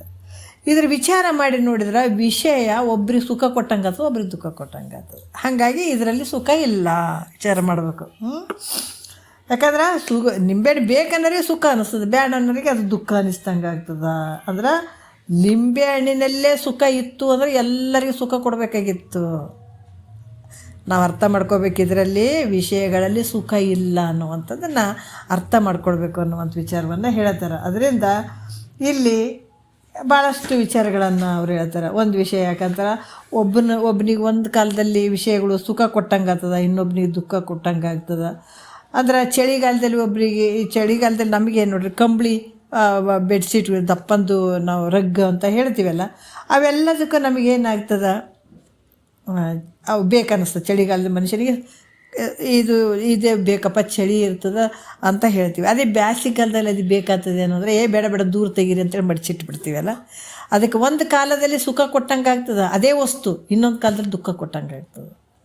ಬೇಡ ಭಾಳ ಚಳಿ ಅದ, ಅದನ್ನು ಒತ್ಕೊಂಡು ಏನು ಮಾಡೋದಪ್ಪ, ಭಾಳ ಕಷ್ಟ ಆಗ್ತದೆ, ಶೆಕೆ ಆಗ್ತದೆ, ತೆಗೀರಿ ಅಂತೀವಿ. ಮತ್ತು ಒಂದು ವೇಳೆ ಅಂಥದ್ರ ಮೇಲೆ ಅದರಲ್ಲೇ ಸುಖ ಇತ್ತಂದ್ರೆ ನಮಗೆ ಮಳೆಗಾಲದಾಗೂ ಚಳಿಗಾಲದಾಗ ಬ್ಯಾಸಿಗಾಲದಾಗ ಅದೇ ಸುಖ ಕೊಡಬೇಕಾಗಿತ್ತು, ಎಲ್ಲರಿಗೂ ಕೊಡಬೇಕಾಗಿತ್ತು, ಕೊಡಂಗಿಲ್ಲಲ್ಲ. ಹಾಗಾಗಿ ವಿಷಯಗಳು ಅದು ನಿಜವಾದ ಸುಖ ಅಲ್ಲ ಅನ್ನುವಂಥದ್ದನ್ನು ಹೇಳ್ತಾರೆ. ಮತ್ತು ವಿಷಯಗಳು ಸುಖ ಅಂತ ಅವುಗಳ ಬೆನ್ನು ಹತ್ತುವಂಥದ್ದು. ಅದು ಹೆಂಗಂತಂದ್ರೆ ಇಲ್ಲಿ ಕೂಡ ಹೇಳ್ತಾರೆ, ನಾಯಿ ಎಲ್ಲಿಯಾದರೂ ಹೋದ್ರೆ ಒಂದು ಒಣಗಿದ ಎಲುಬನ್ನು ಕಾಣ್ತದೆ, ಹೌದಲ್ಲ? ಏನು ಹೇಳ್ತಾರೆ ಅವರು, ಈ ಬಸಕನು ಎಲಿವಿನೋಳು ರಮೆ ಇಷ್ಟಂದ ಅಂತ ಹೇಳ್ತಾರೆ, ಪಂದ ಅಂತ ಕೂಡ ಹೇಳ್ತಾರೆ, ರಮೆ ಪಂದ ಅಂತ ಕೂಡ ಹೇಳ್ತಾರೆ. ಏನಂತಂದ್ರೆ ಇಲ್ಲಿ ನಾಯಿ ಎಲ್ಲಿಯಾದ್ರೆ ಹೋಯ್ತು ಅಂತಂದ್ರೆ ಒಂದು ಒಣಗಿದ ಎಲುಬನ್ನು ಕಂಡಿತಂತಂದ್ರೆ ಅದೇನು ಮಾಡ್ತದೆ, ಅದನ್ನು ಬಾಯಿಯಲ್ಲಿ ಕಚ್ಚಿಕೊಂಡು ಬರ್ತದೆ. ಬಾಯಲ್ಲಿ ಕಚ್ಚಿಕೊಂಡು ಬಂದು ಅದು ಓಡಾಡ್ತಿರ್ತದೆ ನೋಡ್ರಿ. ಯಾಕಂತಂದ್ರೆ ಎರಡನೇ ನಾಯಿಗಳು ಇದನ್ನು ಕಂಡು, ಈಗ ಬೇರೆ ನಾಯಿ ಏನಾಗ್ತದೆ ಅದನ್ನು ಕಂಡು ಆ ಎಲುಬನ್ನು ಕಸ್ಕೊಳ್ಬೇಕಂತ ಅದಕ್ಕೆ ಬೆನ್ನು ಹಚ್ಚಿಬಿಡ್ತದೆ, ಹೌದಿಲ್ಲ? ಅದಕ್ಕೆ ನಾನಾ ರೀತಿಯಿಂದ ಕಷ್ಟ ಕೊಡ್ತದೆ. ಅದಕ್ಕೆ ಆದರೂ ಆ ನಾಯಿ ಅವುಗಳಿಂದ ತಪ್ಪಿಸ್ಕೊಂಡು ಹೋಗ್ತದೆ. ಅದಕ್ಕೆ 2 ನಾಯಿಗಳು ಗಂಟು ಬಿದ್ದಿರ್ತಾವೆ, ಅದನ್ನು ತೊಗೊಳ್ಬೇಕು ಅಂತ ಹೇಳಿಬಿಟ್ಟು. ಆದರೆ ಏಕಾಂತ ಸ್ಥಳಕ್ಕೆ ಹೋಗ್ತದ, ಅದನ್ನು ಕಡ್ದು ತಿನ್ನಕ್ಕೆ ಶುರು ಮಾಡ್ತದೆ ಅದು ನಾಯಿ. ಆಗ ಅದಕ್ಕೆ ಯಾಕಂದ್ರೆ ಎಲುವಿನಾಗ ಏನೋ ರಕ್ತ ಐತೇನು, ಅದಕ್ಕೆ ಏನೋ ರುಚಿ ಐತೇನಂದ್ರೆ ಏನೂ ಇಲ್ಲ. ಆದರೂ ಕೂಡ ಆ ನಾಯಿ ಒಂದೇ ಸಮ ಕಡಿತಿರ್ತದಲ್ಲ, ಕಡಿಯೋದ್ರಿಂದ ಏನಾಗ್ತದ, ತನ್ನ ಒಸುಡಿಗೆ ಚುಚ್ಚಿ ಅದರಿಂದ ರಕ್ತ ಬರ್ತಿರ್ತದೆ. ಅದು ತಿಳ್ಕೊಂಡಿರ್ತದೆ ಎಲುವಿನಲ್ಲಿ ರುಚಿ ಐತಂತ ತಿಳ್ಕೊಂಡಿರ್ತದೆ. ಯಾವಾಗ ಅದು ಒಸುಡಿಗಳು ನೋಯಕ್ಕೆ ಶುರು ಆಗ್ತದೆ ಆವಾಗ ಬಿಸಾಗ್ತದೆ ನೋಡ್ರಿ. ಅದಕ್ಕೆ ರಕ್ತ ಐತಂತ ತಿಳ್ಕೊಂಡು ಆವಾಗ ಕಡಿಲಿಕ್ಕೆ ಶುರು ಆಯ್ತು, ಅತಿ ನೋಯ್ಲಿಕ್ಕೆ ಶುರು ಆಗಿಬಿಡ್ತದೆ. ಆವಾಗ ಆ ನಾಯಿ ಎಲುವನ್ನು ಕಡಿಯೋದು ಬಿಟ್ಟುಬಿಡ್ತದೆ. ಆ ನೋವಿನ ತಾಪವನ್ನು ತಾಳಲಾರ್ದೆ ಅದು ಕೂಗಕ್ಕೆ ಶುರು ಮಾಡಿಬಿಡ್ತದೆ, ಒದರ್ಲಿಕ್ಕೆ ಶುರು ಮಾಡಿಬಿಡ್ತದೆ. ಈ ರೀತಿಯಿಂದ ಎಲುವಿನ ದುಃಖವನ್ನೇ ಅನುಭವಿಸ್ತಾ ಇದ್ದರೂ ಕೂಡ ಮತ್ತು ಎಲುವೇ ಸುಖಕರ ಅಂತ ತಿಳ್ಕೊಂಡು ಬಿಡ್ತದಲ್ಲ ನಾಯಿ. ಅದಕ್ಕೆ ಅದೇ ಎಲುವು ಸುಖ ಅಂತ ತಿಳ್ಕೊಂಡೆ ಅದನ್ನು ಕಚ್ಚಿಕೊಂಡೇ ಓಡಾಡಕತ್ತದದು. ಹೌದಲ್ಲ, ಅರ್ಥ ಆಯ್ತಲ್ಲ? ಹಂಗೆ ನಾವು ಕೂಡ ವಿಷಯಗಳಲ್ಲಿ ಸುಖ ಐತೆ ಅಂತ ಅದ್ರ ಬೆನ್ನು ಹತ್ತಿ ಬಿಟ್ಟಿವಿ, ಅದರಿಂದ ದುಃಖನೇ ಐತಂತ ನಮ್ಗೆ ಗೊತ್ತಿಲ್ಲ. ಅದು ನಾಯಿ ಹೆಂಗೆ ಎಲುಬನ್ನು ಹಿಡ್ಕೊಂಡು ಊರು ತುಂಬ ತಿರುಗಾಡ್ತು, ಅದನ್ನು ಕಚ್ಚಿ ತಿಂತು, ತನ್ನೊಳಗೆ ಒಸಡಿ ಒಳಗೆ ರಕ್ತ ಬರ್ತಿತ್ತು, ಅದೇ ರುಚಿ ಅಂತ ತಿಳ್ಕೊಂತು. ಯಾವಾಗ ಭಾಳಷ್ಟು ನೋವಾಯಿತು ಅದನ್ನು ಬಿಸಾಕಿತು, ಒದರಕತ್ತು, ತ್ರಾಸಾಗಿಬಿಟ್ಟು. ಅದ್ರಾಗ ಇದೇ ರೀತಿ ಕೂಡ ನಾವು ಕೂಡ ವಿಷಯಗಳಲ್ಲಿ ಸುಖ ಇಲ್ಲದಿದ್ದರೂ ಕೂಡ ವಿಷಯಗಳಿಂದ ಅನೇಕ ಕಷ್ಟಗಳನ್ನು ಅನುಭವಿಸ್ತಾ ಇದ್ದೀವಿ. ಅದೇ ವಿಷಯಗಳಿಂದನೇ ನಾವು ಅನುಭವಿಸ್ತಾ ಇದ್ದೀವಿ. ಯಾಕಂದರೆ ವಿಷಯಗಳು ನಮಗೆ ಸಿಗದೇ ಇದ್ದರೆ ದುಃಖ, ಅದರಿಂದ ಸುಖ ಐತೆ ಬೆನ್ನು ಹತ್ತಿದ್ದೀವಿ. ಆದರೆ ನಮಗೆ ಸುಖ ಐತೇನು? ಸಾಯೋವರೆಗೂ ಸುಖದಿಂದ ಇರ್ತೀವೇನು ನಾವು? ಅದು ಸುಖ ಕೊಡೋಕ್ಕೆ ಸಾಧ್ಯ ಇಲ್ಲ, ತಳ ಇಲ್ಲದ ಪಾತ್ರೆ ಅದು. ನಾವೇನು ಅಪೇಕ್ಷೆ ಮಾಡಿ ವಿಷಯಗಳಿಂದ ಬೆನ್ನು ಹತ್ತಿದ್ದೀವಿ. ಶಬ್ದ, ಸ್ಪರ್ಶ, ರೂಪು, ರಸ, ಗಂಧ, 4 ಮನೆ ಮಾಡಬೇಕು, ರೊಕ್ಕ ಜೋಡಿಸ್ಬೇಕು, 20 ಎಕರೆ ಹೊಲ ತೊಗೊಳ್ಬೇಕು, 1-2 ನಮ್ಮ ಆಸೆಗಳು. ಆಯುಷ್ಯ ಕಡಿಮೆ ಆಗ್ತಾ ಬರ್ತದೆ, ಆಸೆ ಜಾಸ್ತಿ ಆಗ್ತಾ ಹೋಗ್ತದೆ. ಎಲ್ಲಿಗೆ ಹೋಗವ ನೀನು? ಆಸೆ ಸಂಪೂರ್ಣ ತೃಪ್ತಿ ಆಗ್ತದೇನಂತಂದರೆ ಇಲ್ಲವೇ ಇಲ್ಲ. ಮತ್ತು ಒತ್ಕೊಂಡು ಬಂದಿದ್ದು ಒಂದು ಸ್ವಲ್ಪ ಕಡಿಮೆ ಮಾಡ್ಕೋತಿದ್ವಿ, ಇಷ್ಟು ಒತ್ಕೊಂಡು ಹೋಗ್ತಿದ್ದು ಮತ್ತು ಮನಸ್ಸಿನಾಗ ಅದು ಸುಖ ಕೊಡ್ತದೇನಂದ್ರೆ ಇಹದಲ್ಲೂ ಸುಖ ಕೊಡಲಿಲ್ಲ ನಿನಗೆ, ಪರಲೋಕದಲ್ಲೂ ಸುಖ ಕೊಡಂಗಿಲ್ಲ ನಿನಗೆ. ನೋಡ್ರಿ, ಅದಕ್ಕೇನು ಗಂಟು ತಂತಿದ್ದೀವಿ ಅದನ್ನು ಚಂದ ಉಂಡು ಅದನ್ನು ಇಲ್ಲೇ ಬಿಸಾಕು, ಗುರುವಾಕ್ಯವನ್ನು ತಿಳ್ಕೊ, ಅಗುರು ಮಾಡ್ಕೊಂಬಿಡು ಗಂಟು ಅಂತ ಮಹಾತ್ಮರು ಹೇಳ್ತಾರೆ. ಇಲ್ರಿ ನಾವು ಒತ್ಕೊಂಡೇ ತಿರುಗಾಡ್ತೀನಿ ಅಂತ ನಾವು ಅಂತೀವಿ. ನೋಡ್ರಿ, ಇದಕ್ಕೆ ವ್ಯತ್ಯಾಸ ಇರೋದಿಲ್ಲ. ಏನು ಹಿಂದಿನ ಒಂದು ಪ್ರಾರಬ್ಧ ತೊಗೊಂಡು ಈ ಶರೀರ ಒತ್ಕೊಂಡು ಬಂದು ಏನು ಹುಟ್ಟಿಬಿಟ್ಟಿಯಪ್ಪ, ನಿನಗೆ ಅವಕಾಶ ಐತೆ, ಆ ಗಂಟು ನಿಲ್ಲಿಸಿಬಿಡು, ಗುರುನಾಥನ ವಾಕ್ಯವನ್ನು ಕೇಳ್ಕೊಂಡು ಆರಾಮಾಗಿರ ಅಂತ ಹೇಳ್ತಾರೆ ಅವ್ರು. ಮಹಾತ್ಮರು ಹೇಳಕ್ಕೆ ಬಂದಿದ್ದೆ ಇದನ್ನು. ಇಲ್ಲ ನಾವು ಒತ್ಕೊಂಡೇ ಹೋಗ್ತೀನಿ ಅಂತಂದ್ರೆ ಒತ್ಕೊಂಡು ಹೋಗಂತಾರೆ ಅವ್ರೆ. ನಿನಗೇನು ಬೇಡ ಅನ್ನಂಗಿಲ್ಲ, ಒತ್ಕೊಂಡು ಹೋಗು, ಹೊತ್ಕೊಂತ ಹೋಗ್ತಿದ್ದೆ ಅಷ್ಟೇ ಅಂತ ಹೇಳ್ತಾರೆ ಅವರು. ಅದಕ್ಕೆ ನಾನು ಮನೆ ಕಟ್ಟಬೇಕು, ಮಾರು ಕಟ್ಟಬೇಕು, 20 ಎಕರೆ ಹೊಲ ತೊಗೋಬೇಕು, ಮಾಡಬೇಕು, ಆಯುಷ್ಯ ಮುಗದೇ ಇರ್ತದೆ. ಒಂದು 4-5 ವರ್ಷ ಇರ್ತದೆ ಸಾಯಕ್ಕೆ. ಅಷ್ಟೊಂದು ಬುತ್ತಿ ಕಟ್ಟೋರು ನಾವು, ದೊಡ್ಡ ಬುತ್ತಿಗಳು. ಅರೆ ಇಲ್ಲೇ ಇರೋದಾದ್ರೆ ಬುತ್ತಿ ಮಾಡ್ಕೊಂಬಿಡ್ತಿದ್ವಿ ಅನ್ನೋ ಗೊತ್ತೇ ಇಲ್ಲ. ಹೋಗ್ತದಂದ್ರೂ ಕೂಡ ಇಷ್ಟು ಬುತ್ತಿ ಕಟ್ಕೋತದಲ್ಲ ಈ ಮನಸ್ಸು. ಅದಕ್ಕೆ ಮಹಾತ್ಮರಾಗಿ ಮಾಡೋಕ್ಕೆ ಹೋಗ್ಬೇಡಪ್ಪ. ಅದರಿಂದ ಏನಾಗ್ತದೆ ನಿನಗೆ? ದುಃಖನೇ ಪ್ರಾಪ್ತಿ ಆಗ್ತದೆ ಅಂತ ಹೇಳ್ತಾರೆ ಅವರು. ನಾಯಿ ಹೆಂಗ ವಿಷಯಗಳ ಬೆನ್ನು ಹತ್ತಿದೆ ಅಂತಂದ್ರೆ ಅದರ ಸುಖ ಇಲ್ಲದಿದ್ದರೂ ಕೂಡ, ಯಾಕಂದ್ರೆ ಅದರ ಸುಖ ಇಲ್ಲವೇ ಇಲ್ಲ. ಅದರಿಂದ ಏನಾಗ್ತದೆ? ಕಷ್ಟಗಳನ್ನೇ ಅನುಭವಿಸ್ತಿದೆ. ಅದರಲ್ಲಿ ಸುಖ ಅಂತೂ ನಿನಗೆ ಯಾವತ್ತೂ ಆಗಂಗಿಲ್ಲ. ವಿಷಯಗಳೇ ಸುಖ ರೂಪ ಅಂತ ತಿಳ್ಕೊಂಡು ಬಿಡದೆ ಮತ್ತು ಅದ್ರ ಬೆನ್ನು ಹತ್ತಿದೆಯಲ್ಲ, ಇದಕ್ಕೆ ರಾಗ ಅಂತ ಹೇಳ್ತಾರೆ. ಅದಕ್ಕೆ ಆ ಥರ ಸುಖದ ಬೆಂಬಳಿಗೊಂಡು ಸುಖವಲ್ಲದಿರ್ದೊಡೆ, ಆ ಸುಖವನ್ನು ನಿಶ್ಚಯಿಸಿ ವಿಷಯದೊಳು ಸುಖಮಯವೆಂದು ತೊಡರಿ ಬಿಡದಿರ್ಪ ತತ್ ಸುಖ ಬುದ್ಧಿ ರಾಗವೆಂದೆನಿಪುದು ಅಂತ ಹೇಳ್ತಾರೆ ಅವರು. ನೋಡ್ರಿ, ಸುಖದ ಬೆಂಬಳಿಗೊಂಡು ಸುಖವಲ್ಲದಿರ್ದೊಡೆ, ನಿಜಗೊಂಡ್ರು ಭಾಳ ಚಂದ ಹೇಳ್ತಾರೆ ಇದನ್ನು. ಏನು ಹೇಳ್ತಾರೆ ಅವ್ರು ನಿಜಗೊಂಡ್ರು? ಸುಖದ ಬೆಂಬಳಿಗೊಂಡು ಸುಖವಲ್ಲದಿರ್ದೊಡೆ, ಆ ಸುಖವನ್ನು ನಿಶ್ಚಯಿಸಿ ವಿಷಯದೊಳು ಸುಖಮಯವೆಂದು ತೊಡರಿ ಬಿಡದಿರ್ಪ ತತ್ಸುಖ ಬುದ್ಧಿಯೇ ರಾಗ ಅಂತ. ಅದರಲ್ಲಿ ದುಃಖನೇ ಐತೆ ಅಂದರೂ ಕೂಡ ತಿರ್ಗ ಮನಸ್ಸು ಅದರಲ್ಲೇ ಹಾಕ್ತೀವಲ್ಲ, ಇದು ರಾಗ ಅಂತ ಎಣಿಸ್ಕೊಳ್ತದ. ಯಾಕಂದರೆ ವಿಷಯಗಳಲ್ಲಿ ಬಿಡದೇ ಇರ್ತಕ್ಕಂಥದ್ದು ಇಚ್ಛಾರೂಪವಾದ ರಾಗ. ವಿಷಯಗಳಲ್ಲಿನ ಅದ್ರ ಮೇಲೆ ಮತ್ತು ನಮ್ಮ ಮನಸ್ಸು ತೆಗಿತಾ ಇಲ್ಲ, ಅದೇ ಸುಖ ಅಂತ ಅದ್ರ ಮೇಲೆ ಬಿಡದೇ ಇರುವಂಥ ಮನಸ್ಸು ಆಗ್ತೀವಲ್ಲ, ಇದೇ ರಾಗ ಅಂತ ಹೇಳಿಸ್ಕೊಳ್ತದೆ. ಮತ್ತು ಈ ಭೋಗಗಳಿಂದಲೇ ಏನಾಗ್ತದೆ, ಆ ಭೋಗಗಳಿಂದ ಏನಾಗ್ತದ್ರೆ ಕಾಮ, ಕ್ರೋಧ, ಮದ, ಮೋಹ, ಅರಿಷಡ್ ವರ್ಗಗಳು ಹುಟ್ಟುತ್ತಾವ. ಯಾವುದರಿಂದ? ಇದೇ ರಾಗದಿಂದ. ಇನ್ನೇನು ಅಪೇಕ್ಷೆ ಐತಲ್ಲ, ಈ ರಾಗದಿಂದನೇ ಏನು ಹುಟ್ಟುತ್ತಾವ? ಕಾಮ, ಅರಿಷಡ್ ವರ್ಗಗಳು ಹುಡ್ತಾವ ಮನಸ್ಸಿನಲ್ಲಿ. ಅದಕ್ಕೆ ಅಪೇಕ್ಷೆ ಪಡುವಂಥದ್ದು. ಕಾಮ ಅಂದರೆ ಬೇಕು ಬೇಕು ಬೇಕು ಅನ್ನುವಂಥ ಭಾವ ಬರ್ತದೆ. ಅದು ಸಿಗದೇ ಇದ್ದಾಗ ಕ್ರೋಧ ಹೇಳ್ತದೆ ನೋಡ್ರಿ. ಸಿಕ್ಕಿತಂದ್ರೆ ಮೋಹ, ಲೋಭ, ಇವೆಲ್ಲ ಒಂದರಿಂದ ಒಂದು ಶುರುವಾಗ್ತಾವ. ಅರಿಷಡ್ ವರ್ಗಗಳಿಂದನೇ ನಿನಗೇನಾಯ್ತು? ಮತ್ತೆ ದುಃಖ ಜಾಸ್ತಿ ಆಗ್ತದೆ. ಅರಿಷಡ್ ವರ್ಗಗಳ ಏನಾಗ್ತದೆ? ಅರಿಷಡ್ ವರ್ಗಗಳಿಂದಲೇ ಈ ಸಂಸಾರ ಅನ್ನುವಂಥ ದುಃಖ ನಿನಗೆ ಜಾಸ್ತಿನೇ ಆಗ್ತದೆ, ವಿನಃ ಕಡಿಮೆ ಆಗಂಗಿಲ್ಲ ನೋಡ್ರಿ. ಅದಕ್ಕೆ ಆ ಥರ. ಅದರಿಂದ ಸಂಸಾರ ದುಃಖಕ್ಕೆ ವಿಷಯಗಳಲ್ಲಿರುವಂಥ ಮೋಹ ಬುದ್ಧಿಯೇ ಕಾರಣ. ಸಂಸಾರ ದುಃಖ ಅಂದರೆ ಯಾವುದಂದ್ರೆ ನೋಡ್ರಿ, ಎಲ್ಲರ ಸಂಸಾರದಾಗೆ ಇರುವಂಥವ್ರು. ಇವತ್ತು ಸನ್ಯಾಸಿಗಳಾಗಿರ್ಬೋದು, ಇವತ್ತು ಅಜ್ಞಾನಿಗಳಾಗಿರ್ಬೋದು, ಇವತ್ತು ನಾವು ಏನು ತಿಳ್ಕೊಂಡಿವೇನು ಪಂಡಿತರಂತ ಕುಂತು ಹೇಳ್ತೀವಲ್ಲ, ಎಲ್ಲರೂ ಇದ್ರಾಗ ಇರುವಂಥವ್ರು. ಯಾವಾಗ ಇದರಿಂದ ಪಾರಾಗ್ತೀವಿ ಅಂದ್ರೆ, ಮನಸ್ಸಿನಲ್ಲಿರುವಂಥ ಅಹಂಕಾರ, ಮಮಕಾರ ಯಾರು ಅಳೆದಿರ್ತಾರ, ಇಂದ್ರಿಯಗಳನ್ನು ಯಾರು ಜಯಿಸಿರ್ತಾರ, ಅವರು ಧೀರ್ಯಲ್ಲಿ. ಧೀರ್ಯ ಅಂತಂದ್ರೆ ಯಾರು?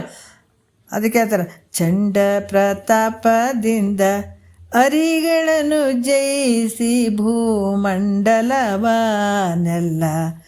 ಓರ್ವನೆ ಆಳುತ್ತಿದ್ದು ಪಿಂಡದೊಳಗಿರ್ಪ ಜೀವಾತ್ಮರನ್ನು ಅರಿಯದಿರೆ. ನೋಡ್ರಿ ಎಷ್ಟು ಅದ್ಭುತವಾಗಿ ಹೇಳ್ತಾರೆ. ಪಿಂಡದೊಳಗಡೆ ಇರುವಂತಹ ಜೀವಾತ್ಮರನ್ನು ಅರಿಯದಿರೆ ಅದು ಏನಾಗ್ತದ? ಎಲ್ಲ ಜೀವನ ನಷ್ಟ ಅಂತ ಹೇಳ್ತಾರೆ ಅವರು, ವ್ಯರ್ಥ ಅಂತ ಹೇಳ್ತಾರೆ ಅವರು. ಹಾಗಾಗಿ ಇವು ಹರಿಷಡ್ ವರ್ಗಗಳಿಂದ ಏನಾಗ್ತದೆ ನಿನಗೆ ಅಂದ್ರೆ ದುಃಖನೇ ಆಗ್ತದೆ. ಯಾವುದರಿಂದ ಇವು ಉಟ್ಕೊಂಡವು? ನೀನು ವಿಷಯಗಳಲ್ಲಿ ಮೋಹ ಮಾಡೋದ್ರಿಂದ. ಅವು ಸಿಗದೇ ಇದ್ದಾಗ ಇವೆಲ್ಲ ಶುರುವಾಗ್ತಾವೆ, ಅದರ ಅಪೇಕ್ಷೆ ಮಾಡಿದಾಗ ಇವೆಲ್ಲ ಶುರುವಾಗ್ತಾವೆ. ಅದಕ್ಕೆ ಇವುಗಳನ್ನೆಲ್ಲ ನೀ ಜಯಿಸ್ಬೇಕು. ಅರಿಷಡ್ ವರ್ಗಗಳನ್ನು, ಇಂದ್ರಿಯಗಳನ್ನು ಜಯಿಸುವಂಥದ್ದು ಭಾಳ ಮುಖ್ಯ ಆಗಿರ್ತದೆ. ಇವನ್ನೆಲ್ಲ ಜಯಿಸಿದಾಗ ಪಿಂಡದೊಳಗಿರ್ಪ ಜೀವ ಮತ್ತು ಆತ್ಮರನ್ನು ಅರಿಲಿಕ್ಕೆ ಸಾಧ್ಯ ಆಗ್ತದೆ. ಯಾವಾಗ ಇವು ಅರಿಷಡ್ ವರ್ಗಗಳು ನಿನ್ನಲ್ಲಿ ಮನೆ ಮಾಡ್ಕೊಂಡು ಕುಂತಿದ್ವು ಅಂತಂದ್ರೆ ಈ ಆತ್ಮನನ್ನು ತಿಳ್ಕೊಳಕ್ಕಾಗಂಗಿಲ್ಲ. ಈಗ ನಾವು ಹೇಳ್ತೀವಿ ಭಗವಂತನ ನಾವು ಕೃಪೆ ಪಡ್ಕೊಡ್ಬೇಕ್ರಿ, ಅದನ್ನು ಕೃಪೆಗೆ ಪಾತ್ರರಾಗ್ಬೇಕ್ರಿ, ನಾವು ಪೂಜೆ ಮಾಡ್ಬೇಕ್ರಿ, ಹಂಗೆ ಮಾಡ್ಬೇಕ್ರಿ, ಹಿಂಗೆ ಮಾಡ್ಬೇಕು. ಎಲ್ಲರೂ ಇವತ್ತು ಜಗತ್ತಿನೊಳಗೆ ಹಬ್ಬ ಹರಿದಿನಗಳು ಮಾಡುವಂಥದ್ದು, ಪೂಜೆ ಪುರಸ್ಕಾರ ಮಾಡುವಂಥದ್ದು, ಯಜ್ಞ ಯಾಗದಿಗಳನ್ನು ಮಾಡುವಂಥದ್ದು, ಯಾತ್ರೆಗಳನ್ನು ಇವೆಲ್ಲ ಯಾತಕ್ಕೆ ಮಾಡ್ತೀವಿ? ಪರಮಾತ್ಮನ ಕೃಪೆ ಆಗಲಿ ರೀ, ಅಥವಾ ನಮಗೆ ಒಳ್ಳೇದು ಮಾಡಲಿ ಅಂತಲೇ ಮಾಡ್ತೀವಿಲ್ಲ. ಅದಕ್ಕೆ ನಿಜವಾಗಿ ನಿನಗೆ ಒಳ್ಳೇದಾಗಬೇಕಾಗಿತ್ತಂದ್ರೆ ನಿನ್ನಲ್ಲಿರುವಂಥ ಅರಿಷಡ್ ವರ್ಗಗಳನ್ನು ಬಿಟ್ಕೊಳ್ಳೋದು ಕಲಿ ಮೊದಲು. ನಿಜ ಆನಂದ ನಿನಗೆ ಆಗಬೇಕಾಗಿತ್ತು ಅಂದ್ರೆ ನಿನ್ನಲ್ಲಿರುವಂಥ ಅಷ್ಟಮದಗಳನ್ನು ಬಿಟ್ಕೋ. ಮಹಾತ್ಮರು ಹೇಳ್ತಾರೆ, ಅರಿಷಡ್ ವರ್ಗಗಳನ್ನೇ ಬಿಟ್ಕೋ. ನೀನು ಆ ವಿಷಯಗಳ ಮೇಲೆ ಮೋಹವನ್ನು ಮೊದಲು ಬಿಟ್ಕೋ. ಅಹಂಕಾರ ಮಮಕಾರವನ್ನು ಅಳಿ. ಹೌದಾ? ಅವು ಅದಕ್ಕೆ ಮಮಕಾರಕ್ಕಿಂತ ಮಿಕ್ಕಿನ ಬಂಧ ಮುಂಟೆ ಅಂತ ಹೇಳಿದ್ದಾರೆ. ಈಗ ಮುಂದೆ ಅದನ್ನು ಹೇಳ್ತಾರೆ. ಈಗ ನಾವು ಅದೇ ದಾರಿಯಲ್ಲಿ ಹೊಂಟೀವಿ ಈಗ. ಅದಕ್ಕೆ ಈ ರೀತಿಯಾಗಿ ಈ ರಾಗ ದುಃಖಕ್ಕೆ ಏನಾಗೋದು ಮೂಲ ಕಾರಣ ಆಗ್ತದೆ. ಅದಕ್ಕಾಗಿ ರಾಗದಿಂ ಬೇರಿನ ಭವಬೀಜ ಮುಂಟೆ ಅಂತ ಹೇಳ್ತಾರೆ. ಮತ್ತು ಹುಟ್ಟಿ ಕಷ್ಟಕ್ಕೆ ಮೂಲ ಕಾರಣ ಯಾವುದು? ನಿನ್ನಲ್ಲಿರುವಂಥ ಮೋಹ. ದುಃಖಕ್ಕೆ ಮೂಲ ಕಾರಣ ಆಗಿರುವಂಥದ್ದು ನಿನ್ನಲ್ಲಿರುವಂಥ ಮೋಹ. ಎಷ್ಟು ಅದ್ಭುತವಾಗಿ ಹೇಳ್ತಾರೆ. ಅದಕ್ಕೆ ಯಾಕೆ ಮೋಹ ಮಾಡ್ತೀಯಪ್ಪ? ಸತಿ ಪುತ್ರರು ಎನ್ನವರೆಂದು ನೆಚ್ಚಿರುವೆ ಮರಣ ಕಾಲದಿ ನಿನ್ನ ಹಿಂದೆ ಬಹರೆ ಇರುವ ದ್ರವ್ಯವೆಲ್ಲವನ್ನು ಕೊಟ್ಟು ಕಳಿಸುವವರೇ, ಯಮಪುರದ ಬಾಧೆಯನ್ನು ಬಂದು ಬಿಡಿಸಿಕೊಂಬವರೇ. ಇಷ್ಟೆಲ್ಲ ಐತೆಲ್ಲ ಯಾರು ನಿನ್ನವರಲ್ಲೋ? ಸುಮ್ಮನೆ ಅದು ನಂದು ಇದು ನಿಂದಂತ ಗಂಟು ಹಾಕ್ಕೊಂಡಿದ್ದೀವಿ ಮನಸ್ಸಿನಾಗ. ಅದು ಹೃದಯ ಗ್ರಂಥಿ. ಇದು ರಾಗ ಅನ್ನುವಂಥದ್ದು ನಾವು ಭಾಳ ಚಂದ ಅಂದ್ಕೊಂಡೀವಿ. ಇದು ಗಂಟು ರೀ, ಹೃದಯದಲ್ಲಿರುವಂಥ ಗಂಟಿದು. ಇದು ಗಂಟು ತೊಂದರೆ ಕೊಡ್ತದ. ಈಗ ಶರೀರ ಭಾಳ ಸುದೃಢ ಐತಪ್ಪ ಅಂದ್ರೆ ಎಲ್ಲಾರ ಒಂದು ಗಂಟು ಇತ್ತು ಅಂದ್ರೆ ನಾವು ನೆಮ್ಮದಿಯಿಂದ ಇರೋಕ್ಕಾಗ್ತದೇನ್ರಿ? ಇಲ್ಲಪ್ಪ, ಭಾಳ ನೋವು ಕೊಡಕತ್ತಿದ್ರಿ ಅಂತ ಇಡೀ ಶರೀರಕ್ಕೆ ನೋವು ಕೊಡ್ತದ, ಮನಸ್ಸಿಗೆ ನೋವು ಕೊಡ್ತದೆ, ಎಲ್ಲಕ್ಕೂ ನೋವು ಕೊಡ್ತದಿಲ್ಲ ಆ ಗಂಟು. ಅದ್ರಂಗೆ ಈ ಹೃದಯ ಗ್ರಂಥಿ ಮೋಹ ಅನ್ನುವಂಥದ್ದು ಗಂಟು ಐತೆಲ್ಲ, ಇದು ಎಲ್ಲದಕ್ಕೂ ತೊಂದರೆ ಕೊಡ್ತದೆ. ಮೊದಲು ಅದನ್ನು ಬಿಟ್ಕೋ, ಯಾವುದು ನಿಂದ ಅಲ್ಲ ಇದು. ನಿನ್ನವ್ರು ಅನ್ನೋರು ಯಾರೂ ಇಲ್ಲ ಈ ಜಗತ್ತಿನೊಳಗೆ. ನಿನಗೆ ಹೆಂಡತಿ ಮಕ್ಕಳು ಶರೀರನೇ ನಿಂದಲ್ಲ ಅಂದಮೇಲೆ ಶರೀರಕ್ಕೆ ಸಂಬಂಧಪಟ್ಟು ಬೇರೆವೆಲ್ಲ ನಿನಗಿರ್ತಾವನ. ಎಂಥದ್ರಿ ಅಜ್ಞಾನ ಇದು. ಸುಮ್ಮನೆ ಬಡಬಡಿಸ್ತೀವಿ. ಯಾಕೆ? ಇದು ಮನಸ್ಸಿನ ಒಂದು ಕಲ್ಪನೆ ಇದೆ ಅಷ್ಟೇ. ಮನಸ್ಸಿಗೆ ಇದು ದೆವ್ವ ಹಿಡ್ದದಲ್ಲ. ಈ ಮನಸ್ಸಿನ ದೆವ್ವ ಬಿಡಿಸ್ಬೇಕಲ್ಲ. ನೋಡ್ರಿ, ಸೊತ್ತನ ಪಿಸಾಚಿಯಾಗಿ ಇವ್ರು ನನ್ನ ಮಕ್ಕಳು ನನ್ನ ಅಂತ ಬರ್ತಿರ್ತಾವೆ ಕೆಲವು ಸಲ. ಅದಕ್ಕೆ ಈಗಿದ್ದಾಗ ನೀ ಪಿಸಾಚಿ ಬರ್ತಾನೆ ನಿಂದು. ಯಾವುದು ನಿಂದಲ್ಲ ಇದು. ಶರೀರನೂ ನಿಂದಲ್ಲ. ಯಾವ ಮಾಡುವಂತ ಏನು ಇಲ್ಲವೇ ಇಲ್ಲ ಇಲ್ಲಿ ನಿಂದು ಯಾವುದು ಇಲ್ಲವೇ ಇಲ್ಲ ನಿಂದು. ಒಂದು ನಿದ್ದೆ ಬರ್ಬೇಕಾದ್ರೆ ನಿನ್ನ ಕೈಯಾಗಿಲ್ಲ. ಮತ್ತು ಎಲ್ಲೊಟ್ಟು ನಂದಾಗ ನಾನೇ ಮಾಡ್ತೀನಿ ಅಂತಿದ್ದಲ್ಲ, ನೀನು ಮೂರ್ಖ ಅಂತಾರೆ. ನಿನಗೆ ಮೂರ್ಖ ಅಂತಾರೆ. ಏನಂತಾರೆ? ಏನೈತಿ ನಿನ್ನ ಕೈಯಾಗಿ ಹೇಳ? ಏನಿಲ್ಲ. ಆದ್ರೆ ನಾ ಮಾಡಿದೆ ಆದ್ರೆ ನಿನ್ನ ಕೈಯಾಗ ಒಂದು ಇರ್ತದೆ. ಏನಂದ್ರೆ ಇದು ಅಜ್ಞಾನ ಅನ್ನುವಂಥದ್ದು ಸುಳ್ಳು ಐತೆ. ಜಗತ್ತಿನ ತೋರುವಂಥ ವಿಷಯಾದಿಗಳು ಎಲ್ಲ ಸುಳ್ಳದಾವ. ಇದರಿಂದ ದುಃಖನೇ ಐತೆ. ಸದ್ಗುರು ವಾಕ್ಯ ಮಾತ್ರ ಸತ್ಯ ಐತೆ. ಆತನ ವಚನದಲ್ಲೇ ಅಮೃತ ಐತೆ. ನಾ ದಿನ ಕೇಳಿ ಪಾವನ ಆಗ್ಬೇಕನ್ನುವಂಥ ಮನಸ್ಥಿತಿ ಇಟ್ಕೊಂಡು ಇದನ್ನು ಕೇಳ್ತೀಯಲ್ಲ, ಇದು ಪ್ರಯತ್ನ ನಿನ್ನ ಕೈಯಾಗೈತೆ ನೋಡು. ಮತ್ತು ಅವೆಲ್ಲ ನಾನೇ ಮಾಡ್ತೀನಿ ಅಂತೇಳಿ ಈ ಪ್ರಯತ್ನ ಮಾತ್ರ ತಾನೇ ಆಗ್ಲಂತ ಕುಂತೆ ಅಂದರೆ ನಿನ್ನಷ್ಟು ಮೂರ್ಖರು ಯಾರಿಲ್ಲ ಅಲ್ಲ. ಅವನ್ನೆಲ್ಲ ನನ್ನ ಕೈಯಾಗ ಏನಿಲ್ಲ. ಪ್ರಾರಬ್ಧ ರೂಪದಿಂದ ಈ ಶರೀರ ಬಂದದ. ಪ್ರಾರಬ್ಧ ರೂಪದಲ್ಲಿ ಆಗ್ತದಂತ ಇದ್ರ ಚಿಂತೆ ಇಲ್ಲಿಗೆ ಬಿಟ್ಟು ಸದ್ಗುರು ವಾಕ್ಯವನ್ನು ಕೇಳಿ ನಾನು ಧನ್ಯನಾಗಬೇಕಪ್ಪ. ಇದಕ್ಕೆ ಬಡತನ ಶ್ರೀಮಂತಿಕೆ ಯಾವುದು ಸಂಬಂಧ ಇಲ್ಲ. ನೀನು ಕೂತು ಕೇಳೋಕ್ಕೆ ಶರೀರ ಒಂದು ಚಂದಿದ್ರೆ ಸಾಕು. ಇಲ್ರಿ ಅವ್ರು ನಾ ಭಾಳ ಬಡವ್ರದಿವ್ರಿ ಕೇಳೋಕ್ಕಾಗಂಗಿಲ್ಲ ಅನ್ನೋದಲ್ಲ. ನಾ ಭಾಳ ದೊಡ್ಡ ಶ್ರೀಮಂತಿದ್ದೀನಿ ಇದನ್ನ ಯಾಕೆ ಕೇಳೋಂಗಿಲ್ಲ? ಯಾಕಂದ್ರೆ ಇಬ್ಬರು ದುಃಖವನ್ನು ಅನುಭವಿಸ್ಬೇಕಾಗ್ತದೆ. ಬಡತನ ಅಂತ ಬಿಟ್ಕೊಂಡವನು ದುಃಖ ಅನುಭವಿಸ್ಬೇಕಾಗ್ತದ. ಶ್ರೀಮಂತದೀನಿ ರೀ, ನಾನು ಮೆರೆದಾಡಕತ್ತೀನಿ ಇಂಥದ್ದು ಯಾಕೆ ಕೇಳಿ ಅಂದ್ರೆ ನಿನಗೂ ಒದೆ ಅದಾವ. ಯಮಧರ್ಮ ಚೆನ್ನಾಗಿ ಒದ್ಕೊಂತ ಹೋಗ್ತಾನೆ. ಮತ್ತೆ ನೀನೇನು ಹಿಂದೆ ಜನ್ಮದಿಂದ ತಂದಿದ್ದಿ ಶ್ರೀಮಂತಿಕೆ, ನೀ ಅನುಭವಿಸ್ತಿದ್ದಿ ಖರೆ. ಆದ್ರೆ ಹೋಗ್ಬೇಕಾದಾಗ ಎಲ್ಲವನ್ನು ಇಲ್ಲೇ ಬಿಟ್ಟು ಉಂಡು ತಿಂದು ಹೋಟೆಲ್ದಾಗ ಉಣ್ತೀವಿ ತಿಂತೀವಿ. ಎಲ್ಲವನ್ನು ಬಿಟ್ಟು ಕೇಸಿ ಏನು ಉಳ್ದದ್ದೇನು ಗಂಟು ಕಟ್ಕೊಂಡು ಬರ್ತೀವೇನ? ಏನಾರ ಉಳ್ದದ್ದು ಪಲ್ಯ ಗಿಲ್ಲೆ ಪೂರಿ ಗೀರಿ ಏನಾರು ತಿಂದಿರ್ತೀವಿ. ಹೋಟೆಲ್ದಾಗ ಬಿಡ್ತೀವಿ. ಅಲ್ಲಿ ಪ್ಲೇಟ್ಗಳೆಲ್ಲ ಹೋಟೆಲ್ದಾಗ ಬಿಡ್ತೀವಿ. ಹೊಟ್ಟೆ ತುಂಬಿತಂತ ಬರ್ತೀವಿ. ಹೌದಿಲ್ಲ? ಏನಾರು ಕಟ್ಕೊಂಡು ಬರ್ತೀವೇನ? ಅದ್ರಂಗೆ ಇಲ್ಲಿ ಬಂದು ಎಲ್ಲಟು ಉಣ್ಬೇಕು ತಿನ್ನಬೇಕು. ಬಡತನಿದ್ರೂ ಸರಿ ಶ್ರೀಮಂತರಿದ್ರೂ ಸರಿ ಎಲ್ಲರೂ ತಿಂದು ಕೇಸಿ ಇಲ್ಲೇ ಬಿಟ್ಟು ಹೊಂಟು ಬಿಡೋದು. ಹೌದಲ್ಲ? ಅದ್ರಂಗೆ ಇಲ್ಲಿ ಕೂಡ ಹಂಗೆ ಐತೆ. ಆದ್ರೆ ನಾನು ಶ್ರೀಮಂತ ಅದೀನಪ್ಪ, ನಾ ಬಡವ ಅದೀನಿ ಅಂತ ಇಬ್ಬರೂ ಈ ರೀತಿ ಕಳ್ಕೊಂಡ್ಬಿಟ್ರೆ ಇಬ್ಬರಿಗೆ ಯಮಧರ್ಮ ಒದ್ಕಂತ ಹೋಗ್ತಾನೆ. ಅದಕ್ಕೆ ಈ ಬಡತನ ಶ್ರೀಮಂತಿಕೆ ಯಾವುದು ಸಂಬಂಧ ಇಲ್ಲ ಈ ಪರಮಾರ್ಥ ಮಾಡೋದಕ್ಕೆ. ಯಾಕೆ ಹೇಳ್ತೀವಂದ್ರೆ ಮತ್ತು ಓದಿದವ್ರಿಗೆ ಆಗ್ತದ್ರಿ. ಅವ್ರು ಓದಿದವ್ರು ಅದರ ಪುಸ್ತಕ ಹಿಡ್ಕೊಂಡು ಕುಂತು ಓದ್ತಾರ ಅನ್ನಂಗೆ ಇದಕ್ಕೆ ಸಂಬಂಧ ಇಲ್ಲ. ಅವ್ರು ಭಾಳ ಡಿಗ್ರಿ ತೊಗೊಂಡಾರ್ರಿ, ಅವರು ಸಂಬಂಧ ಐತೇನಂದ್ರೆ ಹಂಗೂ ಇಲ್ಲ. ಇದು ಹೆಣ್ಣು ಮಕ್ಕಳಿಗೆ ಕೇಳ್ಬೇಕು ಅನ್ನೋದಿಲ್ಲ, ಗಂಡು ಮಕ್ಕಳಿಗೆ ಕೇಳ್ಬೇಕು ಅನ್ನೋದಿಲ್ಲ. ಎಲ್ಲರ ಒಳಗಡೆ ಇರುವಂಥ ಆತ್ಮ ಪರಮಾತ್ಮ ಒಬ್ಬನೇ ಅದನ್ನು ಎಲ್ಲರಿಗೂ ಕೇಳಬೇಕಿದು. ಎಲ್ಲರಿಗೆ ಹಕ್ಕೈತೆ. ಎಲ್ಲರ ನಮ್ಮ ನಾವು ಗೆಲ್ಲಬೇಕಂತಂದಾಗ ನಾವು ಎಲ್ಲವನ್ನು ಬಿಡಬೇಕು. ಎಲ್ಲವನ್ನು ಬಿಡ್ಬೇಕಂದ್ರೆ ಶರೀರ ಎಲ್ಲರ ಜೊತೆ ಆದ್ರೆ ಮನಸ್ಸಿನಿಂದ ಮಂದಿ ದೂರ ತಳ್ಳ ಆ ಕಡೆ ಯಾವ ನೀನು ಅಲ್ಲ. ಅದಕ್ಕೆ ಈ ರೀತಿ ಆ ಮೋಹವನ್ನು ಬಿಟ್ಕೊಳ್ಳಪ್ಪ. ಬಿಟ್ಕೊಂಡಾಗ ನೀ ಗೆಲ್ಲುತ್ತೀವಿ. ನೀ ಯಾವಾಗ ನಿನ್ನ ಮನಸ್ಸಿನಿಂದ ಎಲ್ಲಷ್ಟು ದೂರ ಮಾಡ್ತೀವಿ ಅವಾಗ ಭಗವಂತ ಸಿಕ್ಬಿಡ್ತಾನೆ ನಿನಗೆ. ದೂರವಿಲ್ಲವ ಮುಕ್ಕುತಿ ದೂರವಿಲ್ಲವ ಅಂತಾರೆ. ದೂರ ಐತೆ ಅನ್ನೋದು ದೂರ ಇಲ್ಲ. ನೀ ಯಾವಾಗ ಇವೇನು ಹಿಡ್ಕೊಂಡು ಕುಂತಿದ್ದೆಲ್ಲ ಒಳಗೆ, ಇದು ಶರೀರ ನಂದು, ಇಂದ್ರಿಯಗಳು ನನವು, ಈ ಮನೆ ನಂದು, ನನ್ನ ಹೆಂಡತಿ, ನನ್ನ ಮಕ್ಕಳು, ಎರಡನೇ ಇಟ್ಕೊಂಡು ಕುಂತಿದ್ದೆ. ಮತ್ತು ಇದು ದುಃಖ ಕೊಡ್ಲಾರ ಸುಖನೇ ಕೊಟ್ಬಿಡ್ತದೆ ನಿನಗೆ. ಮೊದಲು ನೀವು ಎಲ್ಲವನ್ನು ತೆಗೆದು ಯಾವಾಗ ಬಿಸಾಕಿ ನೀವು ಒಬ್ಬನೇ ಉಳಿತಿದ್ದೆ ಅವಾಗ ಸುಖವಾಗಿರ್ತೀವಿ. ಮತ್ತು ನಿದ್ರೆ ಒಳಗೆ ಎಲ್ಲ ಚಿಂತೆ ಹೋಗ್ಬೇಕು. ಹೋದಾಗ ಮಾತ್ರ ನೀನು ಒಬ್ಬನೇ ಇದ್ದಾಗ ಸುಖ ಆಗ್ತದಿಲ್ಲ ನಿನಗೆ. ಅದ್ರಂಗೆ ಇಲ್ಲಿ ಕೂಡ ಏನೇನು ಹಿಡ್ಕೊಂಡಿದೆ ಅವೆಲ್ಲವನ್ನು ಬಿಸಾಕು. ಅವಾಗ ಉಳಿಯೋದು ನಿನ್ನ ಆನಂದ ಪುರುಷನೇ ಇರ್ತೀವಿ. ಅದಕ್ಕೆ ಈ ರಾಗಗಳ ಮೇಲೆ ವಿಷಯಾದಿಗಳ ಮೇಲೆ ನೀ ಮನಸ್ಸನ್ನು ಇಟ್ಕೊತ ಹೋದ್ರೆ ಇದು ಒಂದು ಜನ್ಮ ಅಲ್ಲ, ಜನ್ಮಾಂತರದಲ್ಲಿ ದುಃಖ ಐತೆ ಅಂತ ಎಚ್ಚರಿಕೆ ಕೊಡ್ತಾರೆ ಅವ್ರು ನಮಗೆ. ಯಾಕಂತಂದ್ರೆ ಅದರಿಂದ ನಿನಗೇನಾಗ್ತದ, ಇಲ್ಲಿ ಕೂಡ ವಿಷಯಗಳಲ್ಲಿ ಉತ್ಕಟ ಇಚ್ಛಾ ರೂಪವಾದಂಥ ರಾಗದಿಂದಲೇ ವಿಷಯಗಳು ಹೆಚ್ಚಾಗಿ ಪ್ರಾಪ್ತಿ ಮಾಡ್ಕೊಳ್ಬೇಕನ್ನುವಂಥ ಆಸೆ ಹುಟ್ಟುತ್ತದೆ. ಯಾಕಂತಂದ್ರೆ ಇಲ್ಲಿ ನಮ್ಗೆ ಇಚ್ಛೆ ವಿಷಯಗಳನ್ನ ಅದು ತೊಗೊಳ್ಬೇಕು ಅದರಲ್ಲೇ ಭಾವ ಇಟ್ಕೊಂಡು ಕೂಡೋದ್ರಿಂದಲೇ ನಮಗೆ ದುಃಖ ಶುರುವಾಗ್ತದೆ. ಹಾಗಾಗಿ ಆಸೆಯಿಂದಲೇ ಮನುಷ್ಯ ಹೆಂಗಾಗ್ತಾನೆ, ಅಜ್ಞಾನಿ ಭಾಳಷ್ಟು ದುಃಖ ಪಡಬೇಕಾಗ್ತದೆ. ಆಸೆಯಿಂದಲೇ ಮನುಷ್ಯ ದುಃಖಕ್ಕೆ ಹೋಗ್ತಾನೆ. ಅದಕ್ಕೆ ಆಸೆಯಿಂದಲೇ ಮನಕ್ಕೆ ಬಂಧ ಐತೆ. ಆಸೆ ಮಾಡುವಂಥದ್ದು ಯಾವುದು, ಇದೇ ಮನಸ್ಸು. ಯಾವಾಗ ಆಸೆ ಮಾಡ್ತದೆ ಬಂಧ ಆಗ್ತದೆ, ಯಾವಾಗ ಆಸೆ ಮಾಡ್ತದೆ ಅವಾಗ ದುಃಖ ಆಗ್ತದೆ. ಅದಕ್ಕೆ ಇಲ್ಲಿ ಕೂಡ ಹೇಳ್ತಾರೆ, ಆಸೆ ಯಾವಾಗ ಅಳಿತಿದೆ ಅವಾಗ ನೀನೇ ಈಶೆ ಆಗ್ತಿದೆ ಹೇಳ್ತಾರೆ. ಯಾವಾಗ ಆಸೆ ಅಳಿತಿದೆ ಅವಾಗ ಈಶ್ವರ ನೀನೇ ಆಗಿಬಿಡ್ತಿದೆ. ದೂರ ಐತಾನೆ ಇಲ್ಲಿ ಅಂದರೆ ನೀನು ಮಾಡಿ ನಿನ್ನಲ್ಲೇ ಐತೆ ನೋಡಿ, ಈ ಕೆಲಸ ನಿನ್ನೊಳಗೆ, ಬೇರೆ ಎಲ್ಲೂ ಇಲ್ಲ. ಯಾವಾಗ ಆಸೆಯನ್ನು ಅಳೆದು ಬಿಡ್ತಿದೆ ಅವಾಗ ಈಶೆ ನೀನೇ ಆಗಿಬಿಡ್ತಿದೆ. ಅದಕ್ಕೆ ಇಲ್ಲಿ ಕೂಡ ಆಸೆ ಅಳಿಯಲು ಮುಕ್ತಿ ಆಗ್ತದಂತ ಕೆಲವು ಭಾಳಷ್ಟು ಮಹಾತ್ಮರು ಹೇಳ್ತಾರೆ. ಆಶಾ ಪರಂ ದುಃಖಂ ನಿರಾಶ ಪರಂ ಸುಖಂ ಅಂತ. ಎಂಥ ಅದ್ಭುತ ಮಾತು ಅಂತ ನೋಡ್ರಿ ಇದು. ಯಾಕಂದ್ರೆ ಆಶಾ ಅನ್ನುವಂಥದ್ದು ಪರಂ ದುಃಖಂ ಅಂತ ಹೇಳೋರು. ಭಾಳ ದೊಡ್ಡ ದುಃಖ ಅಂತ. ಆಸೆ ಅನ್ನುವಂಥದ್ದು ಭಾಳ ದೊಡ್ಡ ದುಃಖ ಅಂತ್ರಿ ಅದು. ಯಾರಾದರೂ ಹೇಳ್ತಾರೇನ್ರಿ ಸದ್ಗುರುನ ಬಿಟ್ಟರೆ ಜಗತ್ತಿನೊಳಗೆ? ಇದು ಒಂದು ಏನು ನಮ್ಮ ಪುಣ್ಯ ಐತೇನು ಗೊತ್ತಿಲ್ಲ.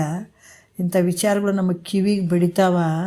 ಬಡ್ದಂಥ ವಿಚಾರ ಹಂಗೆ ಹೋಗಂಗಿಲ್ಲ, ಚಿಂತನೆ ಮಾಡಕ್ಕೆ ಹಚ್ತಾವ್ರಿ ಇವು. ಯಾಕೆ ಮಹಾತ್ಮರು ಬಡ್ಕೋತಾರಂದ್ರೆ, ಸುಮ್ಮನೆ ಕಾಲವನ್ನು ಕಳೆದು ಸಾವುದು ಚಿತವೇ ನೆಮ್ಮಿ ನಿಜವನ್ನು ಮುಕ್ತಿ ಒಡೆಯದೆ ಮನುಷ್ಯ ಅಂತ ಹೇಳ್ತಾರೆ. ಪ್ರಯತ್ನ ಮಾಡು, ಸುಮ್ಮನೆ ಕಾಲ ಕಳಿಬೇಡು ಒಂದೊಂದು ದಿವಸ. ಹಲೋ,